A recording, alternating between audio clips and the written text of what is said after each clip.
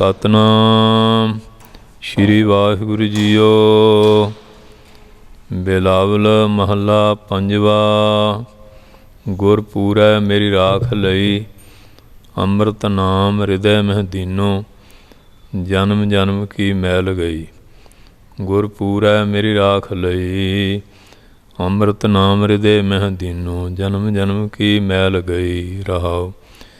निवरे दूत दुष्ट वैराई, गुरपूरे का जपया जाप। कहाँ करे कोई बेचारा, प्रभ मेरे का बड़ प्रताप। सिमर सिमर सिमर सुख पाया, चरण कमल रख मन माही।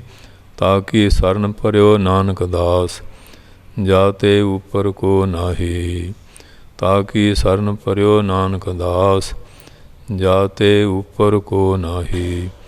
वाहिगुरु जी का खालसा, वाहिगुरु जी की फतेह। परम पवित्र सतगुरां दी साजी नवाजी गुरु रूप साध संगत जीओ। धन धन साहिब श्री गुरु नानक देव जी महाराज, धन धन साहिब श्री गुरु गोबिंद सिंह साहिब जी महाराज, धन धन साहिब श्री गुरु ग्रंथ साहिब महाराज दी महान बख्शिश कृपालता का सदका। जगत माता सुलखणी जी, धन धन बेबे नानकी जी, उन्होंने बड़ी महान बख्शिश कृपालता की है। आप जी दे दरों घरों बरोसाए महापुरख धन धन बाबा ज्वाला सिंह जी महाराज हरखोवाल वाले, जिन्हों का अज सचखंड प्याने का ये दिन है।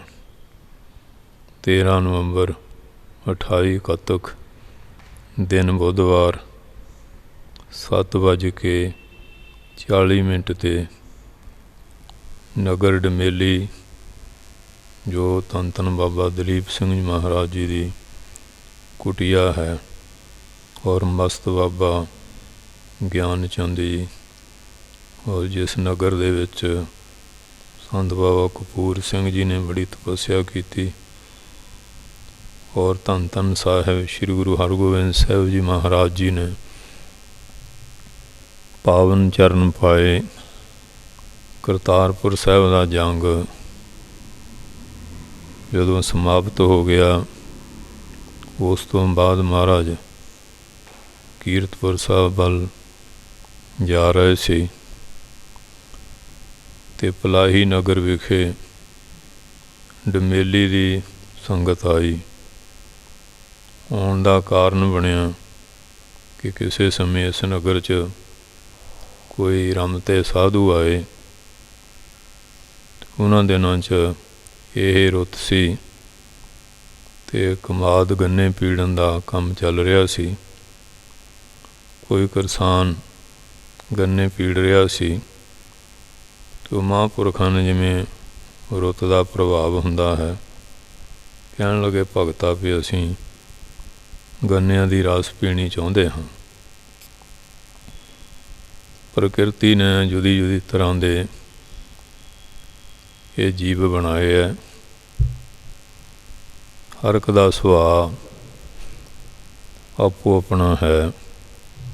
बिरखे हेठ सब जंत इकट्ठे, एक तत्ते एक बोलन मिठे। हसता दोत पै उठ चले, ज्यों ज्यों अध बिहानियां। वो पैंदा ही कहन लगा, सादा तेरे सवेरे अग लगी हुई है कि तू रस भालन दिया, तू कमाद नूं पानी लाउंदा रहा। वो महापुरख पूरे सी, वो कहन लगे साडे अग कानूं लगे, तुहाडे लग जाए। वो कही तो एक ने भुगतनी हुण सारे पिंड नूं पै रही है। अग लग के ते पिंड सारा सड़ जाना। बहुत दुखी होए, बड़े पीर फकीर मनाए, साधन किए, कोई गल सिरे ना चढ़ी।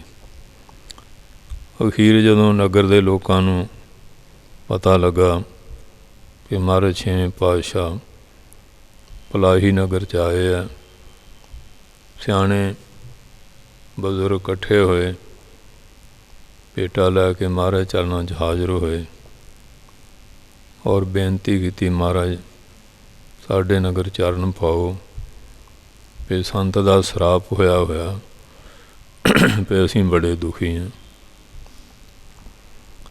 महाराज कहन लगे भाई उन्होंने दिनों सखी सुल्तान का बड़ा प्रभाव सी, लालां वाले पीर नूं बहुत मनदे सी। कहन लगे सच्चे पातशाह धन धन साहिब श्री गुरु नानक साहिब दी सिੱਖੀ धारो, ये मठां दी पूजा छड्डो फिर चलांगे। कहंदे डुबदा की नहीं करदा, डुबदे नूं सियाणे कहंदे तीले दा सहारा। महाराज ते आप परमेश्वर सी। फिर मनना पिया कि गुरु महाराज फौज समेत आए, चरण पाए ते अपने पवित्र दस्तावर हस्त कमलों नाल फिर थम संगत तो तैयार करा के महाराज ने स्थापित किया। ते अज भी गुरुद्वारा थम साहिब बजदा है। कहन लगे भी दे दुआले नगर वसा लो भी संतां दा बचन तो नहीं असीं टाल सकदे। ये आ भी अग लगेगी तो बचा रहेगा। वो बचन अज भी ज्यों का त्यों प्रतख हैगा। दूसरा भी धरती बड़ी कलरी है, सप जरीले सप लड़ के बंदे मर जाते। महाराज ने वो भी वर दिता भी गुरु महाराज कृपा करनगे।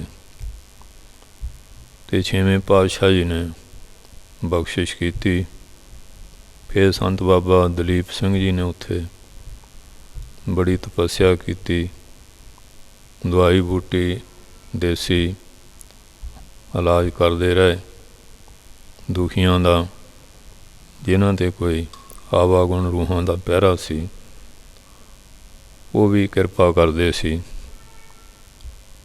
फिर महापुरखां ने बड़े विद्वान पैदा किए, ज्ञानी हरवंश सिंह जी और संत सरवण सिंह जी गंधारो डबल MA। उन्हीं फिर कीर्तन विद्याला आरंभ किया। अज भी उन्होंने विद्यार्थी दरबार साहिब के हजूरी रागी रहे देशों प्रदेशों में मान प्राप्त करते हैं। ते संत महाराज हरखोवाल वालियां दा बाबा दलीप सिंह जी दे नाल बड़ा प्रेम सी कि मुंडला जिहड़ा जीवन है वो संतां दा नगर मालपुर के इलाके लंगेरी है। उन्हां दे बजुर्ग बाबा कुम्मा सिंह जी ने गुरु के लंगर सेवा की। ते महाराज प्रसन्न होए कि तू अपना नगर वसा लै। वो लांगरी होने करके हुण लंगर के नां ते नगर वसाया, उसका नाम लंगेरी रखिया। उन्हां दे फिर गांव वंश परंपरा दे विच बाबा नारायण सिंह माता राज कौर जी सी। उन्हां दे 7 लड़कियां ने जन्म लिया। बाणी कहंदी है पुत्ती गंढ पवै संसार। बड़े यतन किए पर महाराज वलों कोई कृपा ना हुई। अखीरी कोई समा जदों संगत की बंदा सेवा करता है, बाणी का आसरा लैंदा है, महाराज टूटियां गंढ दिंदे हैं। माता जी किते माइयां नाल मकानी गए ते संत बाबा कानदास जी मडेरां वाले बीतराग महापुरख से वो अपनी मौज विचरते सी। ते जदों वो मकान वालियां माइयां ने देखा कहन लगे संत महापुरख जा रहे हैं। क्यों साडे देश विच संत महापुरखों की आम भगती है, साधु संतां दा देश है, ऋषियां अवतारां दा परंपरा तो ये चीज़ चली आउंदी है। ते संतां दी माता जदों इंसान की भावना ना पूरी होए, मन कई बारी उकता भी जाता। वो कहन लगे असीं तो बड़े संत देखे है, सानू ਤਾਂ ਕਿਸੇ ਨੇ ਸੰਤ ਦੇ ਪੁੱਤਰ ਦਾ ਵਰ ਨਹੀਂ ਕਿਸੇ ਸੰਤ ਨੇ ਦਿੱਤਾ। ਮਹਾਂਪੁਰਖ ਵੈਸੇ ਵੀ ਜਾਣੀ ਜਾਣ ਸੀ, ਅੰਤਰਜਾਮੀ ਸੀ, ਪੂਰਨ ਮਹਾਂਪੁਰਖ ਸੀਗੇ। ਬਚਨ ਸੁਣ ਲਿਆ, ਕਹਿਣ ਲੱਗੇ ਜਾਓ ਬੀਬਾ ਜੀ, ਤੁਹਾਡੇ 3 ਪੁੱਤਰ ਹੋਣਗੇ, ਇੱਕ ਸਾਡਾ ਹੋਏਗਾ।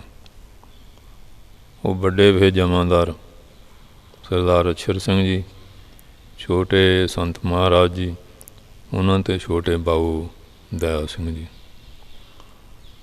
ਅਤੇ ਸੰਤਾਂ ਦਾ ਜਨਮ 3 ਮਈ 21 ਵਿਸਾਖ 1899 ਨੂੰ ਨਗਰ ਲਗੇਰੀ ਬਾਬਾ ਨਰੈਣ ਸਿੰਘ ਮਾਤਾ ਰਾਜ ਕੌਰ ਦੇ ਗ੍ਰਹਿ ਵਿਖੇ ਹੋਇਆ। ਉਹ ਬਚਪਨ ਦੇ ਵਿੱਚ ਉਹਨਾਂ ਨੂੰ ਕੋਈ ਪੇਚਿਸ ਦੀ ਬਿਮਾਰੀ ਹੋ ਗਈ। ਉਹਨਾਂ ਦਿਨਾਂ 'ਚ ਅੱਜ ਵਾਲੇ ਬਹੁਤੇ ਸਾਧਨ ਨਹੀਂ ਸੀ, ਹਸਪਤਾਲ ਜਿਵੇਂ ਜਗ੍ਹਾ ਜਗ੍ਹਾ ਹੈਗੇ। ਪਿੰਡਾਂ 'ਚ ਜਾਂ ਦੂਰ ਨੇੜੇ ਹਕੀਮ ਹੁੰਦੇ ਸੀ, ਬਿਮਾਰੀਆਂ ਵੀ ਇੰਨੀਆਂ ਨਹੀਂ ਸੀ ਹੁੰਦੀਆਂ। ਲੋਕਾਂ ਦਾ ਜੀਵਨ ਸਾਦਾ ਸੀ, ਖਾਣ ਪਾਣ ਵੀ ਸ਼ੁੱਧ ਸੀ। ਅਤੇ ਅੱਜ ਤਾਂ ਹੁਣ ਸਾਰੀ ਚੀਜ਼ ਵਿਗੜ ਗਈ ਹੈ। ਉਸ ਜ਼ਮਾਨੇ ਦਾ ਅਤੇ ਅੱਜ ਦਾ ਬੜਾ ਫਰਕ ਹੈ। ਅਤੇ ਮਾਲਪੁਰ ਕਿਸੇ ਹਕੀਮ ਕੋ ਫਿਰ ਉਹ ਮਾਤਾ ਜੀ ਆਪਣੀ ਲੜਕੀ ਨੂੰ ਲੈ ਕੇ ਉੱਥੇ ਜਾਣਾ ਦਵਾਈ ਦਵਾਉਣ ਵਾਸਤੇ। ਅਤੇ ਮਾਤਾ ਜੀ ਬੜੀ ਸੁੱਚ ਪਵਿੱਤਰਤਾ ਰੱਖਦੇ ਸੀ। ਅਤੇ ਜਦੋਂ ਫਿਰ ਇਸ ਤਰ੍ਹਾਂ ਦੀ ਪ੍ਰਕਿਰਿਆ ਹੋਵੇ ਤਾਂ ਫਿਰ ਥੋੜ੍ਹਾ ਮਨ 'ਚ ਗਲਾਨੀ ਵੀ ਆ ਜਾਂਦੀ ਹੈ, ਘੜੀ ਘੜੀ ਸਾਫ ਸਫਾਈ ਕਰਨੀ। ਉਹ ਦਵਾਈ ਲੈ ਕੇ ਆ ਰਹੀਆਂ ਸੀ ਅਤੇ ਆਪਣੇ ਕਿਸੇ ਖੂਹ ਦੇ ਉੱਤੇ ਉਹ ਆਪਣਾ ਜਿਵੇਂ ਬੱਚੇ ਨੂੰ ਸਾਫ ਕਰਨ ਵਾਸਤੇ ਲੱਗੀਆਂ ਹੋਈਆਂ ਸੀ। ਅਤੇ ਮਨ 'ਚ ਇਹੋ ਜਿਹਾ ਫੁਰਨਾ ਆਇਆ ਵੀ ਫਿਰ ਪਰਮੇਸ਼ਰ, ਇਹ ਬੱਚਾ ਤਾਂ ਕਾਹ ਦਿੱਤਾ, ਮੈਨੂੰ ਤਾਂ ਇਹਨੇ ਨਰਕ ਵਿੱਚ ਪਾ ਦਿੱਤਾ। ਇਹ ਸਾਰਾ ਦਿਨ ਹੀ ਇਸੇ ਕਿਰਿਆ 'ਚ ਲੱਗੀ ਰਹਿੰਦੀ। ਉਹ ਕੁਦਰਤੀ ਇਹੋ ਜਿਹਾ ਸਕਲਪ ਸੀ ਅਤੇ ਉੱਥੇ ਇੱਕ ਪੰਡਤ ਆ ਗਿਆ। ਉਹਦੇ ਕੋਲ ਪੱਤਰੀ ਪਕੜੀ ਹੋਈ ਸੀ। ਕਹਿਣ ਲੱਗੀਆਂ ਬੇ ਪੰਡਤਾ ਕੋਈ ਟੇਵਾ ਸ਼ੇਵਾ ਲਾਉਣ ਜਾਣਦਾ? ਕਹਿੰਦੇ ਹਾਂ ਜੀ।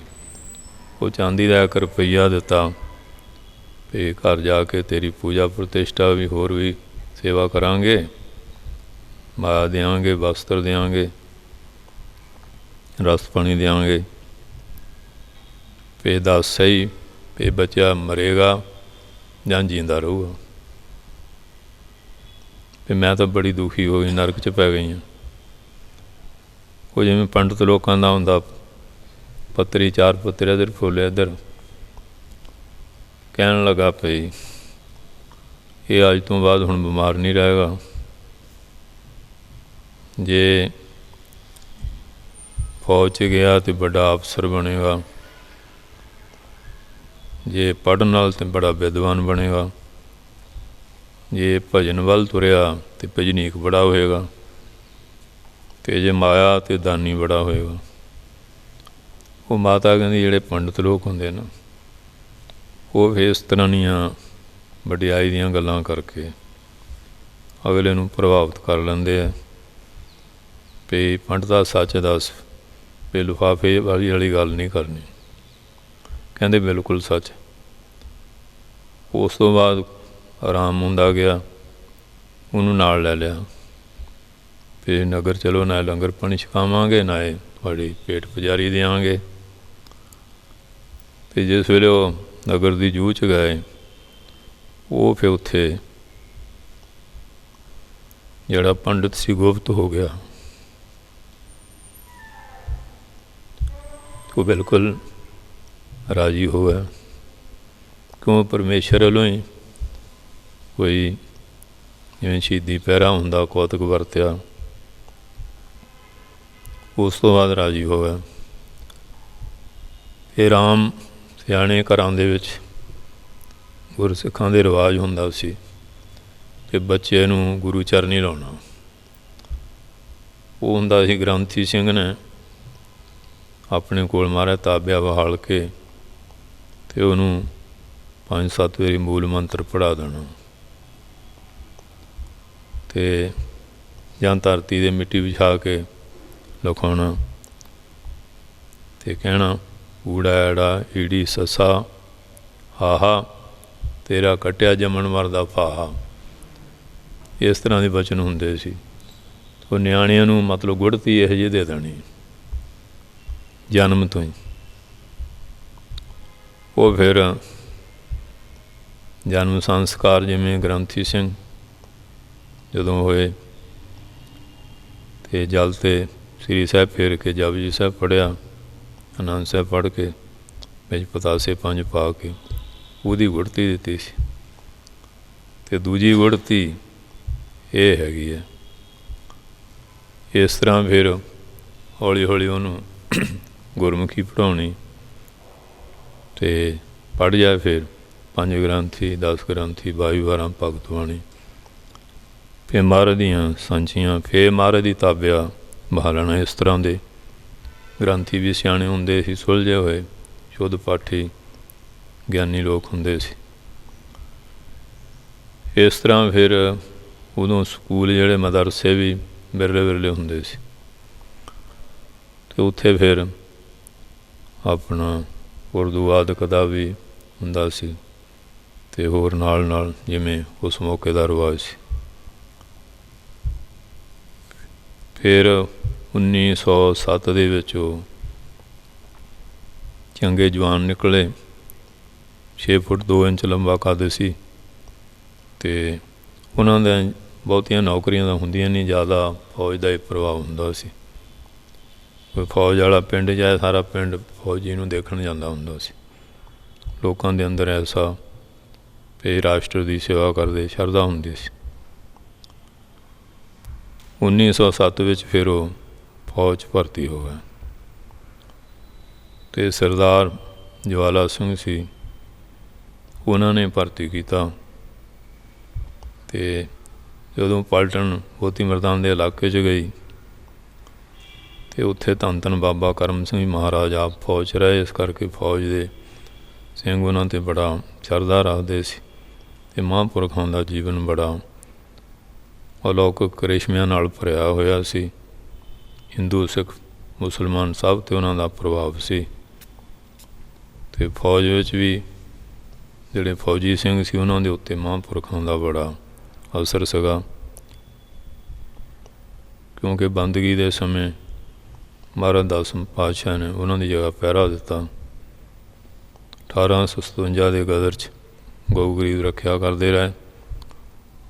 ਉਹ ਤੋਂ ਬਾਅਦ ਫਿਰ ਜਿਵੇਂ ਸੰਸਾਰੀ ਲੋਕ ਕੀ ਲਿਆਇਆ ਕਹਿੰਦੇ ਕਈ ਸ਼ਹੀਦ ਹੋ ਗਏ ਆ, ਕਈ ਫੱਟੜ ਹੋ ਗਏ। ਫਿਰ ਮੇਰੀ ਤਾਂ ਮਾਇਆ ਤਨਖਾਹ ਦੀ ਹੈ, ਫਿਰ ਜਿਵੇਂ ਬਾਕੀ ਲੁੱਟ ਖਸੁੱਟ ਲਿਆਏ ਅਤੇ ਦੇਖਿਆ ਵੀ ਸੰਸਾਰ ਮਾਇਆ ਦੀ ਇੱਛਾ ਕਰਦਾ, ਉੱਥੋਂ ਮਨ 'ਚ ਬਰਾਗ ਹੋ ਗਿਆ। ਫਿਰ ਬੰਦਗੀ ਕਰਦੇ ਰਹੇ, ਮਹਾਰਾਜ ਨੇ ਪਹਿਰਾ ਦਿੱਤਾ, ਫਿਰ ਆਪਣੇ ਆਨੰਦ ਸਰੂਪ ਵਿਚਰੇ। ਉਹਨਾਂ ਤੋਂ ਫਿਰ ਬਾਬਾ ਆਇਆ ਸਿੰਘ ਜੀ ਭਰੋਸਾ ਹੈ, ਬਾਬਾ ਅਤਰ ਸਿੰਘ ਰੇਰੂ ਸਾਹਿਬ ਵਾਲੇ ਮਹਾਂਪੁਰਖ, ਬਾਬਾ ਹਰਨਾਮ ਜੈਨ ਵਾਲੇ, ਹੋਰ ਬੇਅੰਤ ਸ਼ਖਸੀਅਤਾਂ। ਸੋ ਅਤੇ ਸੂਬੇਦਾਰ ਜਵਾਲਾ ਸਿੰਘ ਜੀ ਮਹਾਰਾਜ ਕੋਲ ਜਾਂਦੇ ਸੀ ਬਾਬਾ ਆਇਆ ਸਿੰਘ ਜੀ ਪਾਸ, ਕਹਿਣ ਲੱਗੇ ਮਹਾਰਾਜ ਹੁਣ ਤਾਂ ਅਸੀਂ ਫਰੰਟੀਅਰ ਦੇ ਇਲਾਕੇ 'ਚ ਆਏ ਹਾਂ, ਆ ਵੀ ਦਰਸ਼ਨ ਕਰੀਦੇ ਆ। ਸਾਡੇ ਪੰਜਾਬ ਵਿੱਚ ਵੀ ਕੋਈ ਆਪ ਵਰਗਾ ਪੂਰਨ ਸੰਤ ਹੈ ਜੀ, ਦਰਸ਼ਨ ਕਰ ਲਿਆ ਕਰੀਏ। ਉਹ ਦੇਖੋ ਜਾਣੀ ਜਾਣ, ਮਿਲੇ ਨਹੀਂ ਗਿਲੇ ਨਹੀਂ, ਆਪਣੀ ਅੰਤਰਜਾਮਤਾ ਨਾਲ ਕਹਿੰਦੇ ਜਿਹੜਾ ਤੇਰੀ ਫੌਜ 'ਚ ਨਵਾਂ ਰੰਗਰੂਟ ਤੇਰਾ ਹੀ ਸਰਨਾਮੀਆਂ ਭਰਤੀ ਹੋ ਕੇ ਆਇਆ, ਉਹ ਸਾਡਾ ਹੀ ਰੂਪ ਹੈ, ਉਹਨੂੰ ਨਾਲ ਲੈ ਕੇ ਆਈ। ਦੇਖ ਲਓ ਆਪਣੀ ਅੰਤਰਜਾਮਤਾ ਨਾਲ। ਸੂਬੇਦਾਰ ਜੀ ਆਏ, ਕਹਿਣ ਲੱਗੇ ਵੀ ਮਹਾਂਪੁਰਖਾਂ ਨੇ ਬੁਲਾਇਆ। ਕਹਿੰਦੇ ਮੈਂ ਤਾਂ ਕਦੇ ਸੰਤਾਂ ਕੋਲ ਗਿਆ ਨਹੀਂ, ਨਾ ਉਹਨਾਂ ਨੂੰ ਜਾਣਦਾ ਹੀ ਹਾਂ। ਨਾ ਕਰਤੀ। ਜਦੋਂ ਸੂਬੇਦਾਰ ਜੀ ਗਏ ਕਹਿੰਦੇ ਵੀ ਲਿਆਏ ਨਹੀਂ, ਕਹਿੰਦੇ ਮਹਾਰਾਜ ਬਚਨ ਕਿਹਾ, ਕਹਿੰਦੇ ਉਹਨਾਂ ਨੂੰ ਕਹਿ ਵੀ ਤੂੰ ਨਹੀਂ ਜਾਣਦਾ, ਅਸੀਂ ਤੈਨੂੰ ਜਾਣਦੇ ਹਾਂ। ਫਿਰ ਅਫਸਰ ਸੀ, ਕਹਿਣਾ ਮੰਨਣਾ ਸੀ। ਜਦੋਂ ਗਏ ਅਤੇ ਧੰਨ ਧੰਨ ਬਾਬਾ ਆਇਆ ਸਿੰਘ ਜੀ ਮਹਾਰਾਜ ਜੀ ਨੇ ਜਦੋਂ ਨੇਤਰ ਮਿਲਾਏ ਕਿਰਪਾ ਦ੍ਰਿਸ਼ਟੀ ਕੀਤੀ ਤੇ ਫਿਰ ਪੂਰਵ ਕਰਮ ਅੰਕਰ ਜਾ ਪ੍ਰਗਟਿਓ ਤੋ ਭੇਟੋ ਰਸ ਪੁਰਖ ਵੈਰਾਗੀ। ਪਿਛਲਾ ਕਰਮ ਜਾਗਦਾ ਮਾਇਆ ਦਾ ਪੜਦਾ ਚੱਕ ਦਿੱਤਾ ਤੇ ਸਰੂਪ ਸਾਖਿਆਤ ਕਰਤਾ। ਫਿਰ ਤਾਂ ਲੰਬੇ ਪੈ ਕੇ ਡੰਡੌਤ ਕੀਤੀ ਤੇ ਕਹਿੰਦੇ ਹੁਣ ਦੱਸ। ਕਹਿੰਦੇ ਮਹਾਰਾਜ ਮੈਂ ਤਾਂ ਕਈ ਜਨਮ ਤੋਂ ਆਪ ਜੀ ਦਾ ਚਰਨ ਸੇਵਕ ਹਾਂ, ਤੁਸੀਂ ਮੇਰੇ ਮੁਰਸ਼ਿਦ ਹੋ। ਕਹਿੰਦੇ ਤੂੰ ਤਾਂ ਕਹਿੰਦਾ ਮੈਂ ਜਾਣਦਾ ਨਹੀਂ, ਹੁਣ ਜਾਣ ਗਿਆ ਕਿ ਨਹੀਂ। ਕਹਿੰਦੇ ਮੈਂ ਹੁਣ ਫੌਜ ਦੀ ਨੌਕਰੀ ਨਹੀਂ ਕਰਨੀ। ਕਹਿੰਦੇ ਹਾਲੇ 5 ਸਾਲ ਹੋ ਰਿਹਾ, ਤੇਰੀ ਸੰਗਤ ਕਰਕੇ ਕਈਆਂ ਦਾ ਕਲਿਆਣ ਹੋਏਗਾ। ਉਦੋਂ ਫੌਜ 'ਚ ਵੀ ਅੰਮ੍ਰਿਤ ਛਕਾਇਆ ਜਾਂਦਾ ਸੀ, ਜਿਹੜੀਆਂ ਸਿੱਖ ਪਲਟਾਂ ਹੁੰਦੀਆਂ ਸੀ। ਹੁਣ ਤਾਂ ਸਾਰੇ ਰਲ ਮਿਲਾ ਜਿਹਾ ਹੋ ਗਿਆ, ਹੀ ਨਹੀਂ ਕੋਈ ਰਹਿਣ ਨਹੀਂ ਦਿੱਤਾ ਪੱਖ, ਅਤੇ ਉਹਨਾਂ ਨੂੰ ਅੰਮ੍ਰਿਤ ਛਕਣਾ ਜ਼ਰੂਰੀ ਹੁੰਦਾ ਸੀ। ਅੰਮ੍ਰਿਤ ਛਕਿਆ ਸੀ ਅਤੇ ਹੁਣ ਫੌਜ 'ਚ ਵੀ ਮਾਲ ਸ਼ਰਾਬ ਚੜ੍ਹਾਏ, ਅੰਮ੍ਰਿਤ ਛਕਾਏ, ਨਿਤਨੇਮੀ ਪ੍ਰੇਮੀ ਬਣਾਏ। ਫਿਰ ਵਰਲਡ ਵਾਰ ਸ਼ੁਰੂ ਹੋ ਗਈ ਅਤੇ 14 ਵਿੱਚ ਉਹਦੇ 'ਚ ਵੀ ਸੰਤ ਗਏ। ਉੱਥੇ ਵੀ ਸੰਤਾਂ ਨੇ ਆਪਣਾ ਜਿਹੜਾ ਜਪ ਤਪ ਸੀ ਕਾਇਮ ਰੱਖਿਆ।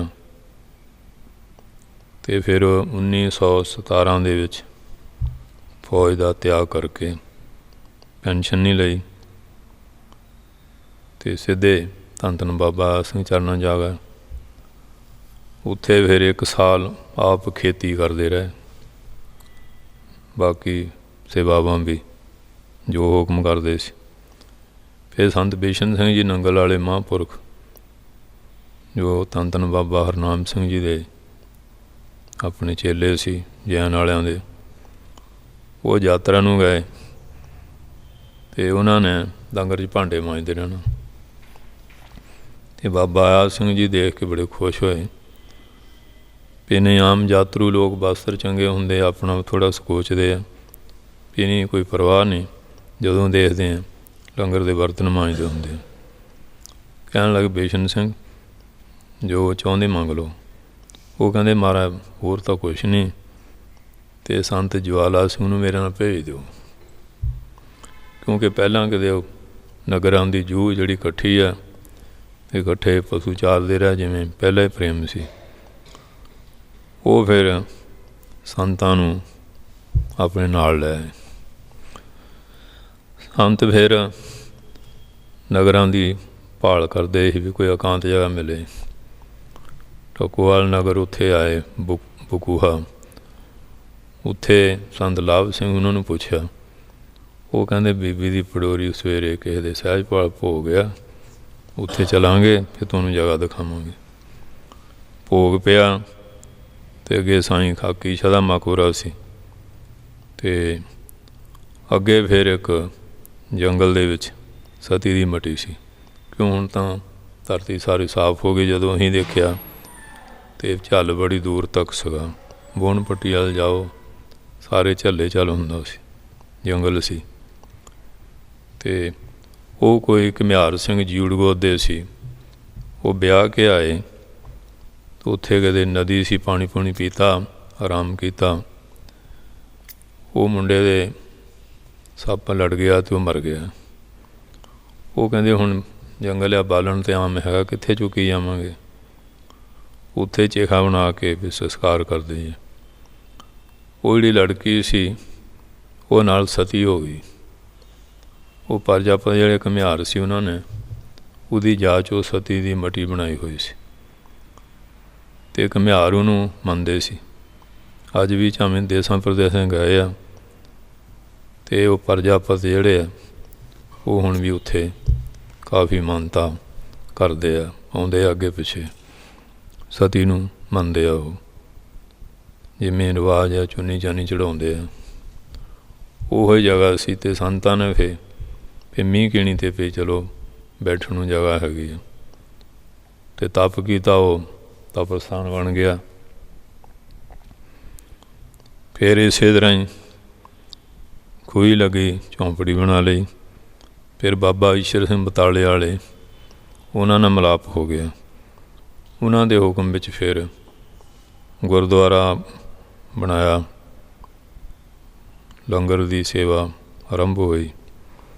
महाराज प्रकाश सुखमनी साहिब आसई वार कथा कीर्तन दोनों वेले ये सारी मर्यादा आरंभ होई। लंगर जिहड़ा सी वो भी विवेक दा उन्हां दिनां विच बेहंगम जिहड़े सी आप सारी सेवा इशनान पानी करके सुच पवित्रता नाल करदे सी मर्यादा अनुसार।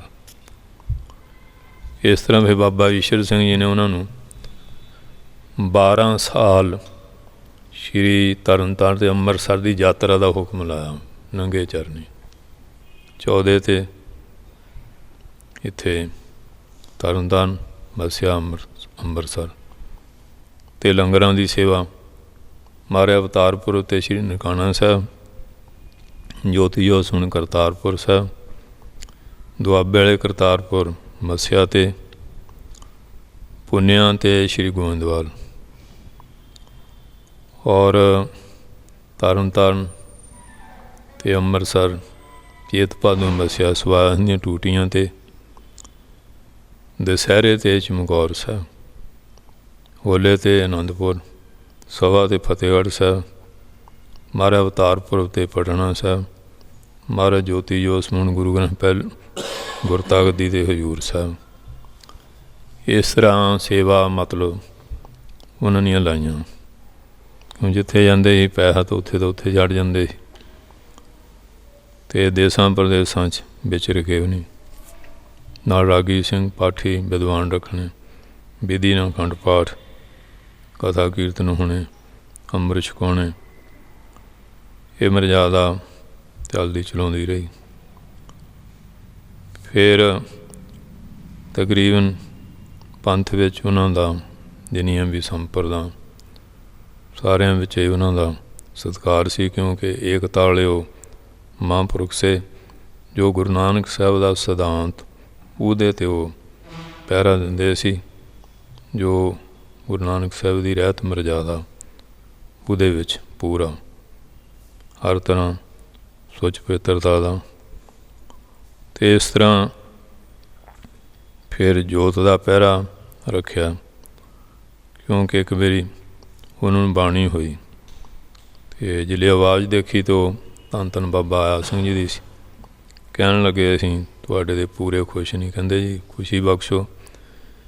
कहते तुसीं आपे लंगर छक लैने, संगत वास्ते लंगर आरंभ नहीं किया। गुरु नानक साहब का हुक्म है कलगीधर दा देख तेग जग में दो चले। फिर लंगर आरंभ किया दोबारा। फिर महाराज खुशी बख्शो कहते देवत्यां लई की कीता। फिर वो मूल मंत्र का जाप आरंभ किया। कुंभ नारियल गोके के दी जोत समगरी का धूफ वो तकरीबन देख लो किन्ने लम्मे समय तो चल रहा है, हुण तो चलता जा रहा। फिर इस तरह तीजी बारी फिर कहते गुरमुखां वास्ते कथा कीर्तन वो भी फिर सवेरे लड़ीवार कथा पिछले पैरां गुरु इतिहास की। ये बाबा ईश्वर ने जो उन्होंने हुक्म किए उन्होंने पूरा पहरा दिता। इस तरह सेवा निभाउंदियां आखिर क्योंकि शरीर है एक दिन जाना ही है। राम गयो रावण गयो जाको बहु परिवार को नानक थिर कछ नहीं सुपने जो संसार। भावें कोई भी शरीर करके आया एक दिन जाना है। रहन न पावै सुर नर देवा ऊट सतारे कर मुंजन सेवा। जीवत पेखे जिन्हें हर हर त्याया साध संग तिन दर्शन पाया। बादशाह सा व्यापारी मरना जो दिसै सो काले करना। कूड़े मोह लपट लपटाना छोट चढ़ा तो फिर पछताना। और इस तरह ये जीव की बाकी तो यह है किरपा निधान नानक को करो दात नाम तेरा जपी दिन रात। बाकी जीव जोड़े अपने कर्मां के हिसाब किताब देन लैन ले आउंदे जोड़े महापुरख आ वो संसार के भले लिए परमेश्वर वालों सेवा लगती है उहदे वास्ते भेजे जाते हैं। जिवें हुण जेल दे विच कैदी भी है अफसर भी है डॉक्टर भी जाता वो सुतंत्र है कैदी अपने कर्मां दे बन्धन च। इस तरह संसार विच बाकी जीव भी है 84 लख जूनां जिहड़े महापुरख आ वो सुतंत्र आ ਦੁਨੀਆ ਦੇ ਭਲੇ ਲਈ ਮਹਾਰਾਜ ਭੇਜਦੇ ਆ। ਕਦੀ ਕਦੀ ਆਪ ਅਵਤਾਰ ਧਾਰ ਕੇ ਉਹਦੀ ਮਰਜ਼ਾਦਾ ਕਾਇਮ ਕਰ ਜਾਂਦੇ ਆ, ਫਿਰ ਮਹਾਂਪੁਰਖਾਂ ਦੀ ਸੇਵਾ ਹੁੰਦੀ। ਕਈ ਵਾਰੀ ਫੇਰ ਮਰਜ਼ਾਦਾ ਲੋਪ ਹੁੰਦੀ ਹੈ, ਫੇਰ ਅਵਤਾਰ ਆਉਂਦਾ, ਫਿਰ ਇਸ ਤਰ੍ਹਾਂ ਹੀ ਇਹ ਚੱਲਦਾ ਰਹਿੰਦਾ ਜੋਗਾਂ ਜੋਗਾਂ ਦੇ ਵਿੱਚ। ਸੋ ਇਸੇ ਤਰ੍ਹਾਂ ਫਿਰ ਮਹਾਂਪੁਰਖ ਆਪਣੇ ਮਕੇਰੀਏ ਅਤੇ ਮੰਨੀ ਮਾਰੇ 10 ਪਾਤਸ਼ਾਹ ਦਾ ਸਥਾਨ ਉੱਥੋਂ ਹੋ ਕੇ ਡਮੇਲੀ ਆਏ, ਅਤੇ ਉਸ 'ਤੇ ਸਰੀਰ ਕੋਈ ਢਿੱਲਾ ਮਿੱਠਾ ਸੀ, ਅਤੇ ਬਾਬੇ ਮਸਤ ਸੀ। ਗਿਆਨ ਚੰਦ ਜੀ ਬਹੁਤ ਪੂਰਨ ਮਹਾਂਪੁਰਖ ਸੀਗੇ। ਕਹਿਣ ਲੱਗੇ ਆਗਿਆ ਬਖਸ਼ੋ। ਕਹਿੰਦੇ ਨਹੀਂ, ਕਿਤੇ ਨਹੀਂ ਜਾਣਾ, ਇੱਥੇ ਹੀ ਰਹਿਣਾ। ਕਿਉਂਕਿ ਮਹਾਂਪੁਰਖਾਂ ਦੇ ਬਚਨ ਦੇ ਉੱਤੇ ਉਹ ਫੁੱਲ ਚੜ੍ਹਾਉਂਦੇ ਸੀ। ਸਤ ਵਚਨ ਸਾਧੂ ਉਪਦੇਸ਼, ਸਤ ਤੇਜ ਅਨਜਾ ਕਰੇ ਦਾ ਪ੍ਰਵੇਸ਼। ਇੰਨਾ ਉਹ ਮਹਾਂਪੁਰਖਾਂ ਦਾ ਸਤਿਕਾਰ ਕਰਦੇ ਸੀ। ਅਤੇ ਉੱਥੇ ਗੁਰਦੁਆਰੇ ਦੇ ਦਰਵਾਜ਼ੇ ਦੇ ਇੱਕ ਪਾਸੇ ਬਾਬੇ ਮਸਤਾਂ ਦਾ ਆਸਣ ਸੀ, ਇੱਕ ਪਾਸੇ ਸੰਤ ਹਰਖੋਲਿਆਂ ਦਾ। ਉੱਥੇ ਤਕਰੀਬਨ 35 ਦਿਨ ਰਹੇ ਆ, ਅਤੇ ਸਾਲ ਵਿੱਚ ਫਿਰ ਉਹ ਇੱਕ ਵਾਰੀ ਸੰਤ ਮਹਿੰਦਰ ਸਿੰਘ ਜੀ ਤੋਂ ਸਹਿਜ ਪਾਠ ਸੁਣਦੇ ਸੀ ਕਿਤੇ ਹੁਣ, ਅਤੇ ਆਪਣੇ ਤਪ ਸਥਾਨ ਡੇਰੇ ਆ ਕੇ ਭੋਗ ਪਾਉਂਦੇ ਸੀ 28 ਅੱਸੂ ਨੂੰ। ਇੱਥੇ ਜਿਹੜੇ ਰਹੇ ਆ, ਅਤੇ ਉਹਨਾਂ ਦਿਨਾਂ 'ਚ ਇੱਕ ਵਾਰੀ ਫਿਰ ਉਸ ਦਿਨ ਉੱਥੇ ਆਏ ਆ। ਬਾਕੀ ਫਿਰ ਡਮੇਲੀ ਰਹੇ ਆ, ਅਤੇ ਉਹਨਾਂ ਦਾ ਆਪਣਾ ਕੋਈ ਚੋਜ ਕੌਤਕੇ ਤੋਂ ਮਹਾਂਪੁਰਖ ਆਪੇ ਜਾਣਦੇ ਹੁੰਦੇ ਆ। ਉਹਨਾਂ ਦੇ ਲੋ ਵੀ ਕੱਤਕ ਦਾ ਮਹੀਨਾ ਆ, 2.5 ਕਿਲੋ ਗੋਕਾ ਘਿਓ ਇਸ ਤਰ੍ਹਾਂ ਡਾਲਾ ਬੱਝਿਆ ਹੁੰਦਾ, ਉਹਨਾਂ ਦੇ ਸਰੀਰ 'ਤੇ ਫਿਰਦੇ ਵਿੱਚ ਇਹ ਜਜ਼ਬ ਹੋ ਜਾਂਦਾ ਸੀ ਰੋਜ਼ਾਨਾ। ਅਤੇ ਸਰੀਰ ਤਿਆਗਣ ਤੋਂ 15 ਦਿਨ ਪਹਿਲਾਂ ਆਮ ਲੋਕਾਂ 'ਚ ਬੜੀ ਅਫਵਾਹ ਹੋਈ ਵੀ ਸੰਤਾਂ ਨੇ ਸਮਾ ਜਾਣਾ, ਅਤੇ ਸਕੂਲਾਂ ਦੇ ਵਿਦਿਆਰਥੀ, ਟੀਚਰ, ਹੈਡਮਾਸਟਰ, ਆਮ ਪਬਲਿਕ ਬੜੀ ਜਾ ਰਹੀ ਦਰਸ਼ਨ ਮੇਲੇ ਨੂੰ। ਅਤੇ ਸੰਤ ਗਿਆਨੀ ਗੁਰੂ ਭਿੰਡਰਾਂ ਵਾਲੇ, ਅਤੇ ਸ਼੍ਰੀਮਾਨ ਬਾਬਾ ਸੋਹਣ ਸਿੰਘ ਜੀ ਵਿਧੀ ਚੰਦ ਵਾਲੇ, ਸੰਤ ਆਨੰਦ ਸਿੰਘ ਜੀ, ਅਤੇ ਰਾਮਗੜ੍ਹ ਵਾਲੇ, ਇਸ ਤਰ੍ਹਾਂ ਹੋਰ ਵੀ ਸ਼ਖਸੀਅਤਾਂ ਮਤਲਬ ਗਾਏ ਵਗਾਏ ਗ੍ਰਸਤੀ ਵੀ, ਸਾਧੂ ਵੀ ਦਰਸ਼ਨ ਨੂੰ ਆਉਂਦੇ ਰਹੇ। ਉਹਨਾਂ ਦੀ ਸੇਵਾ ਵਿੱਚ ਡਾਕਟਰ ਚਰਨ ਸਿੰਘ ਜਲੰਧਰ ਵਾਲੇ ਅਤੇ ਚੰਨਣ ਸਿੰਘ ਈਸ਼ਰ ਨਗਰ ਵਾਲੇ, ਇਸ ਤਰ੍ਹਾਂ ਸੰਤ ਬਾਬਾ ਮਹਿੰਦਰ ਸਿੰਘ ਜੀ ਔਰ ਅਤੇ ਹੋਰ ਵੀ ਸੇਵਾਦਾਰ ਸੇਵਾ ਕਰਦੇ ਰਹੇ। ਅਤੇ ਮਹਾਰਾਜ ਨੇ ਗਿਆਨੀ ਹਰਬੰਸ ਨੂੰ ਡਮੇਲੀਆਂ ਨੂੰ ਕਹਿਣਾ, ਗਿਆਨੀ ਜੀ ਸਾਡੇ ਆਉਣਾ ਤੁਹਾਨੂੰ ਖੇਚਲ ਬੜੀ। ਕਹਿੰਦੇ ਮਹਾਰਾਜ ਆਪ ਜੀ ਦੇ ਆਉਣ ਨਾਲ ਮਾਇਆ ਵੀ ਬਹੁਤ ਆਉਂਦੀ ਹੈ, ਕਿਸੇ ਚੀਜ਼ ਦੀ ਕਮੀ ਨਹੀਂ।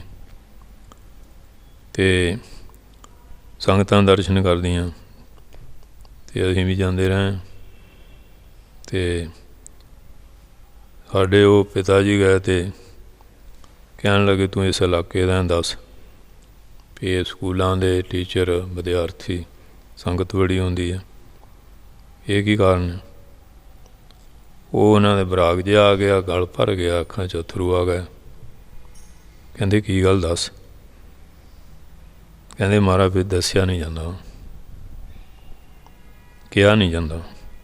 ਕਹਿੰਦੇ ਦੱਸ ਵੀ ਹੁਣ ਹਰ ਤਾਂ ਇੱਕ ਦਿਨ ਹੋਣੀ ਹੋਣੀ ਹੈ, ਇਹਦੇ 'ਚ ਕਿਹੜੀ ਗੱਲ ਹੈ? ਅਤੇ ਹੁਣ ਬਚਨ ਨਹੀਂ ਮੋੜ ਸਕਦੇ। ਕਹਿੰਦੇ ਮਹਾਰਾਜ ਕਿ ਪਰਜਾ ਵਿੱਚ ਇਹ ਗੱਲ ਧੁੰਮ ਗਈ ਹੈ ਕਿ ਸੰਤਾਂ ਨੇ ਸਮਾ ਜਾਣਾ। ਅਤੇ ਉਦੋਂ ਫਿਰ 10 ਵਾਰ ਸਵਾਸ ਵੀ ਚੜ੍ਹਾਏ, 3.5 ਘੰਟੇ ਰਹੇ ਸੀ। ਫਿਰ ਡਾਕਟਰ ਮਾਲਿਸ਼ ਕਰਦੇ ਰਹੇ, ਫਿਰ ਸਵਾਸ ਲੈ, ਕਿਉਂਕਿ ਯੋਗੀ ਸੀ, ਯੋਗ ਸਾਧਨਾ 'ਚ ਉਹ ਪੂਰੇ ਸੀਗੇ, ਸਹਿਜ ਯੋਗ ਵੀ, ਹਠ ਯੋਗ ਵੀ ਜਾਣਦੇ ਸੀ। ਅਤੇ ਪਿਆਸ ਪੈ ਕਹਿਣ ਲੱਗੇ ਵੀ ਦੁਨੀਆ ਵੀ ਦੂਜਾ ਰੱਬ ਹੁੰਦੀ ਹੈ। ਬਹੁਤੀ ਪਬਲਿਕ ਦੀ ਆਵਾਜ਼, ਇਹਨਾਂ ਨੂੰ ਕਿਵੇਂ ਪਤਾ ਲੱਗ ਗਿਆ? ਉਹ ਫਿਰ ਹੁਣ ਪਰਜਾ ਬਹੁਤ ਆਉਣ ਲੱਗ ਜਾਊਗੀ। ਅਤੇ ਬਾਬਾ ਮਸਤ ਭਗਤ ਸਿੰਘ ਜੀ ਅਨੰਦਪੁਰ ਸੀ, ਰਾਗੀ ਬਾਗ, ਉੱਥੇ ਸੰਤ ਗਿਆਨ ਸਿੰਘ ਜੀ ਜਿਹੜੇ ਮਹਾਰਾਜ ਦੇ ਕੀਰਤਨ ਕਰਦੇ ਹੁੰਦੇ ਸੀ, ਉਹਨਾਂ ਨੂੰ ਭੇਜਿਆ ਵੀ ਜਾਓ ਸ਼੍ਰੀ ਅਨੰਦਪੁਰ ਸਾਹਿਬ ਅਤੇ ਬਾਬੇ ਮਸਤਾਂ ਤੋਂ ਹੁਕਮ ਲਿਆਓ ਵੀ ਕੀ ਆ। ਜਿਹੜੇ ਉੱਥੇ ਗਏ ਵੀ ਸੰਤ ਮਹਾਰਾਜ ਨੇ ਭੇਜਿਆ। ਮਸਤ ਕਹਿੰਦੇ ਵੀ ਇਉਂ ਕਰੋ ਫਗਵਾੜੇ ਨਾ, ਅਤੇ ਹੁਣ ਤਾਂ ਕਰੈਸ਼ਰ ਆ ਗਿਆ, ਉਦੋਂ ਲੱਕੜ ਦੇ ਵੇਲਣੇ ਹੁੰਦੇ ਸੀ ਅਤੇ ਚਣਿਆਂ ਦਾ ਕਮਾਦ ਹੁੰਦਾ ਸੀ ਬਰੀਕ ਬਰੀਕ ਜਿਹਾ, ਉਹ ਦੱਥੇ ਇਉਂ ਪਾ ਕੇ ਫਿਰ ਭੀੜਦੇ ਹੁੰਦੇ ਸੀ। ਉਹ ਪੱਛੀਆਂ ਦੇ ਮੂੜੇ ਮਾੜੇ ਬਣਾਉਂਦੇ ਹੁੰਦੇ ਸੀ। ਉੱਥੇ ਉਹ ਕਹਿੰਦੇ ਵੀ ਸੰਤਾਂ ਦਾ ਨਾਂ ਲੈ ਕੇ ਵੀ ਫਗਵਾੜੇ ਉਹ ਲੱਕੜ ਦੇ ਵੇਲਣੇ ਦੀ ਸਾਈ ਦੇ ਦਿਓ, ਮੈਂ ਅਤੇ ਸੰਤਾਂ ਨੇ ਰਲ ਕੇ ਗੰਨੇ ਭੀੜਿਆ ਕਰਨੇ ਆ ਜਿਵੇਂ ਉਹ ਮਸਤਾਂ ਦੇ। ਉਹ ਜਿਹੜੇ ਗਿਆਨ ਸੁਣੀ ਆਏ ਮਹਾਰਾਜ ਕਹਿੰਦੇ ਵੀ ਬਾਬਿਆਂ ਨੇ ਕੀ ਹੁਕਮ ਲਾਇਆ, ਕਹਿੰਦੇ ਆਹ ਗੱਲ ਕਹੀ। ਉਹ ਜਿਹੜੇ ਹੁਣ ਸੰਗਤ ਬੈਠੀ ਸੁਣਿਆ, ਸੰਗਤ 'ਚ ਹੋ ਗਿਆ ਵੀ ਹੁਣ ਬਾਬਾ ਜੀ ਨੇ ਬਚਨ ਕਰਤਾ ਵੀ ਹੁਣ ਸੰਤਾਂ ਨੇ ਹਾਂਜੀ ਵੀ ਸਮਾਉਣਾ ਨਹੀਂ ਹੈ। ਅਤੇ ਜਦੋਂ ਫਿਰ ਆਪਣੇ ਸਮਾਂ ਆ ਗਿਆ, ਬੇਅੰਤ ਸੰਗਤਾਂ ਦਰਸ਼ਨ ਕਰਨ ਆਉਂਦੀਆਂ ਸੀ, ਦਿਨ ਰਾਤ ਤੰਤਾ ਹੀ ਲੱਗਾ ਰਹਿੰਦਾ ਸੀ।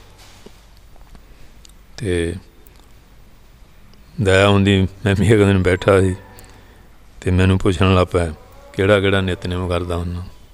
ਮੈਂ ਦੱਸਿਆ, ਫਿਰ ਕਹਿੰਦੇ ਆਹ ਕਰਿਆ ਕਰ। ਫਿਰ ਉਹ ਡਾਕਟਰ ਸਾਹਿਬ ਆ ਗਏ ਈਸ਼ਨ ਨੰਗਣ ਵਾਲੇ, ਉਹ ਮਹਾਰਾਜ ਵੀ ਬੜਾ ਗਿਆਨ ਗੋਸ਼ਟੀ ਲੱਗਿਓ ਕਰਨ। ਕੌਣ ਆ?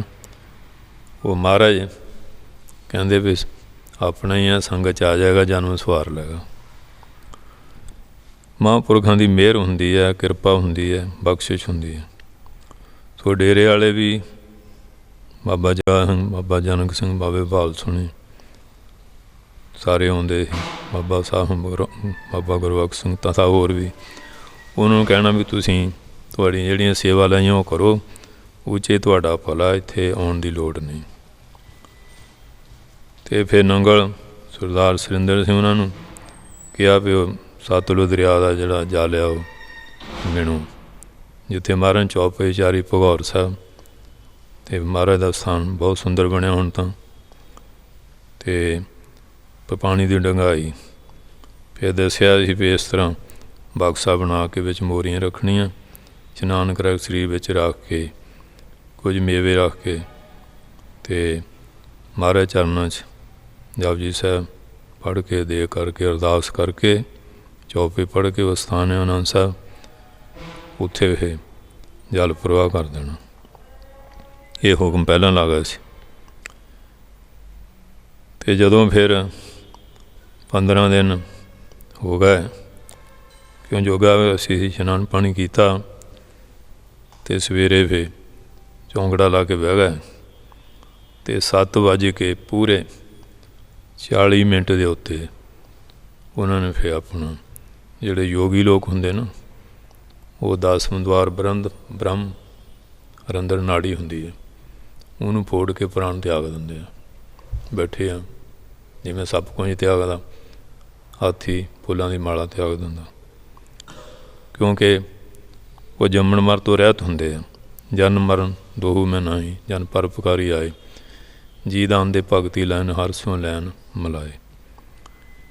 ਇਸ ਵਾਸਤੇ ਜਿਹੜੇ ਮਹਾਂਪੁਰਖ ਹੁੰਦੇ ਉਹਨਾਂ ਦਾ ਆਉਣਾ ਜਾਣਾ ਰਹਿਣਾ ਸੁਤੰਤਰ ਹੁੰਦਾ, ਕਿਉਂਕਿ ਉਹਨੇ ਜਿਹੜਾ ਕਾਰਨ ਕਰਨਾ ਹੁੰਦਾ ਉਹ ਸਾਰਾ ਕਰ ਲਿਆ ਹੁੰਦਾ।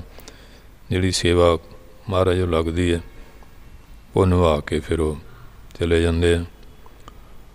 ਸੋ ਫਿਰ ਮਹਾਂਪੁਰਖਾਂ ਦੇ ਹੁਕਮ ਦੇ ਮੁਤਾਬਕ ਉਹਨਾਂ ਦਾ ਜਿਹੜਾ ਸਰੀਰ ਸੀ, ਭਾਵ 7:40 'ਤੇ ਉਹ ਸੱਚਖੰਡ ਪਿਆਨਾ ਕੀਤਾ।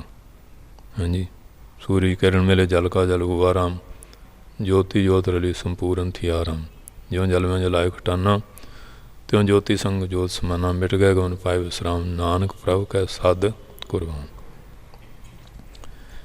ਫਿਰ ਸੰਗਤਾਂ ਦਾ ਬੜਾ ਇਕੱਠ ਹੋਇਆ, ਬੜੇ ਮਹਾਂਪੁਰਖ, ਅਤੇ ਹਰ ਕੇ ਸੇਵਕ ਜੋ ਹਰ ਪਾਏ ਤਿਨ ਕੀ ਕਥਾ ਨਰਾਰੀ ਰੇ, ਆਵੇ ਨਾ ਜਾਵੇ ਨਾ ਕਬੂ ਮਰਤੇ ਪਾਰ ਬ੍ਰਹਮ ਸੰਗਾਰੀ ਰੇ।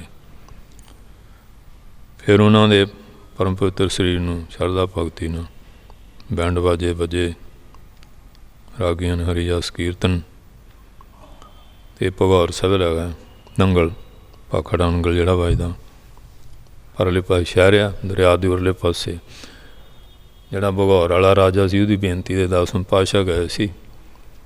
ਉੱਥੇ ਦਰਿਆ ਦੇ ਕਿਨਾਰੇ ਮਹਾਰਾਜ ਨੇ ਇਹ ਚੌਪੀ ਉਚਾਰੀ ਹੈ, ਹਮਰੀ ਕਰੋ ਆਦਿ ਰਚ ਅਸਥਾਨ ਸੁਭਾਇਮਾਨ।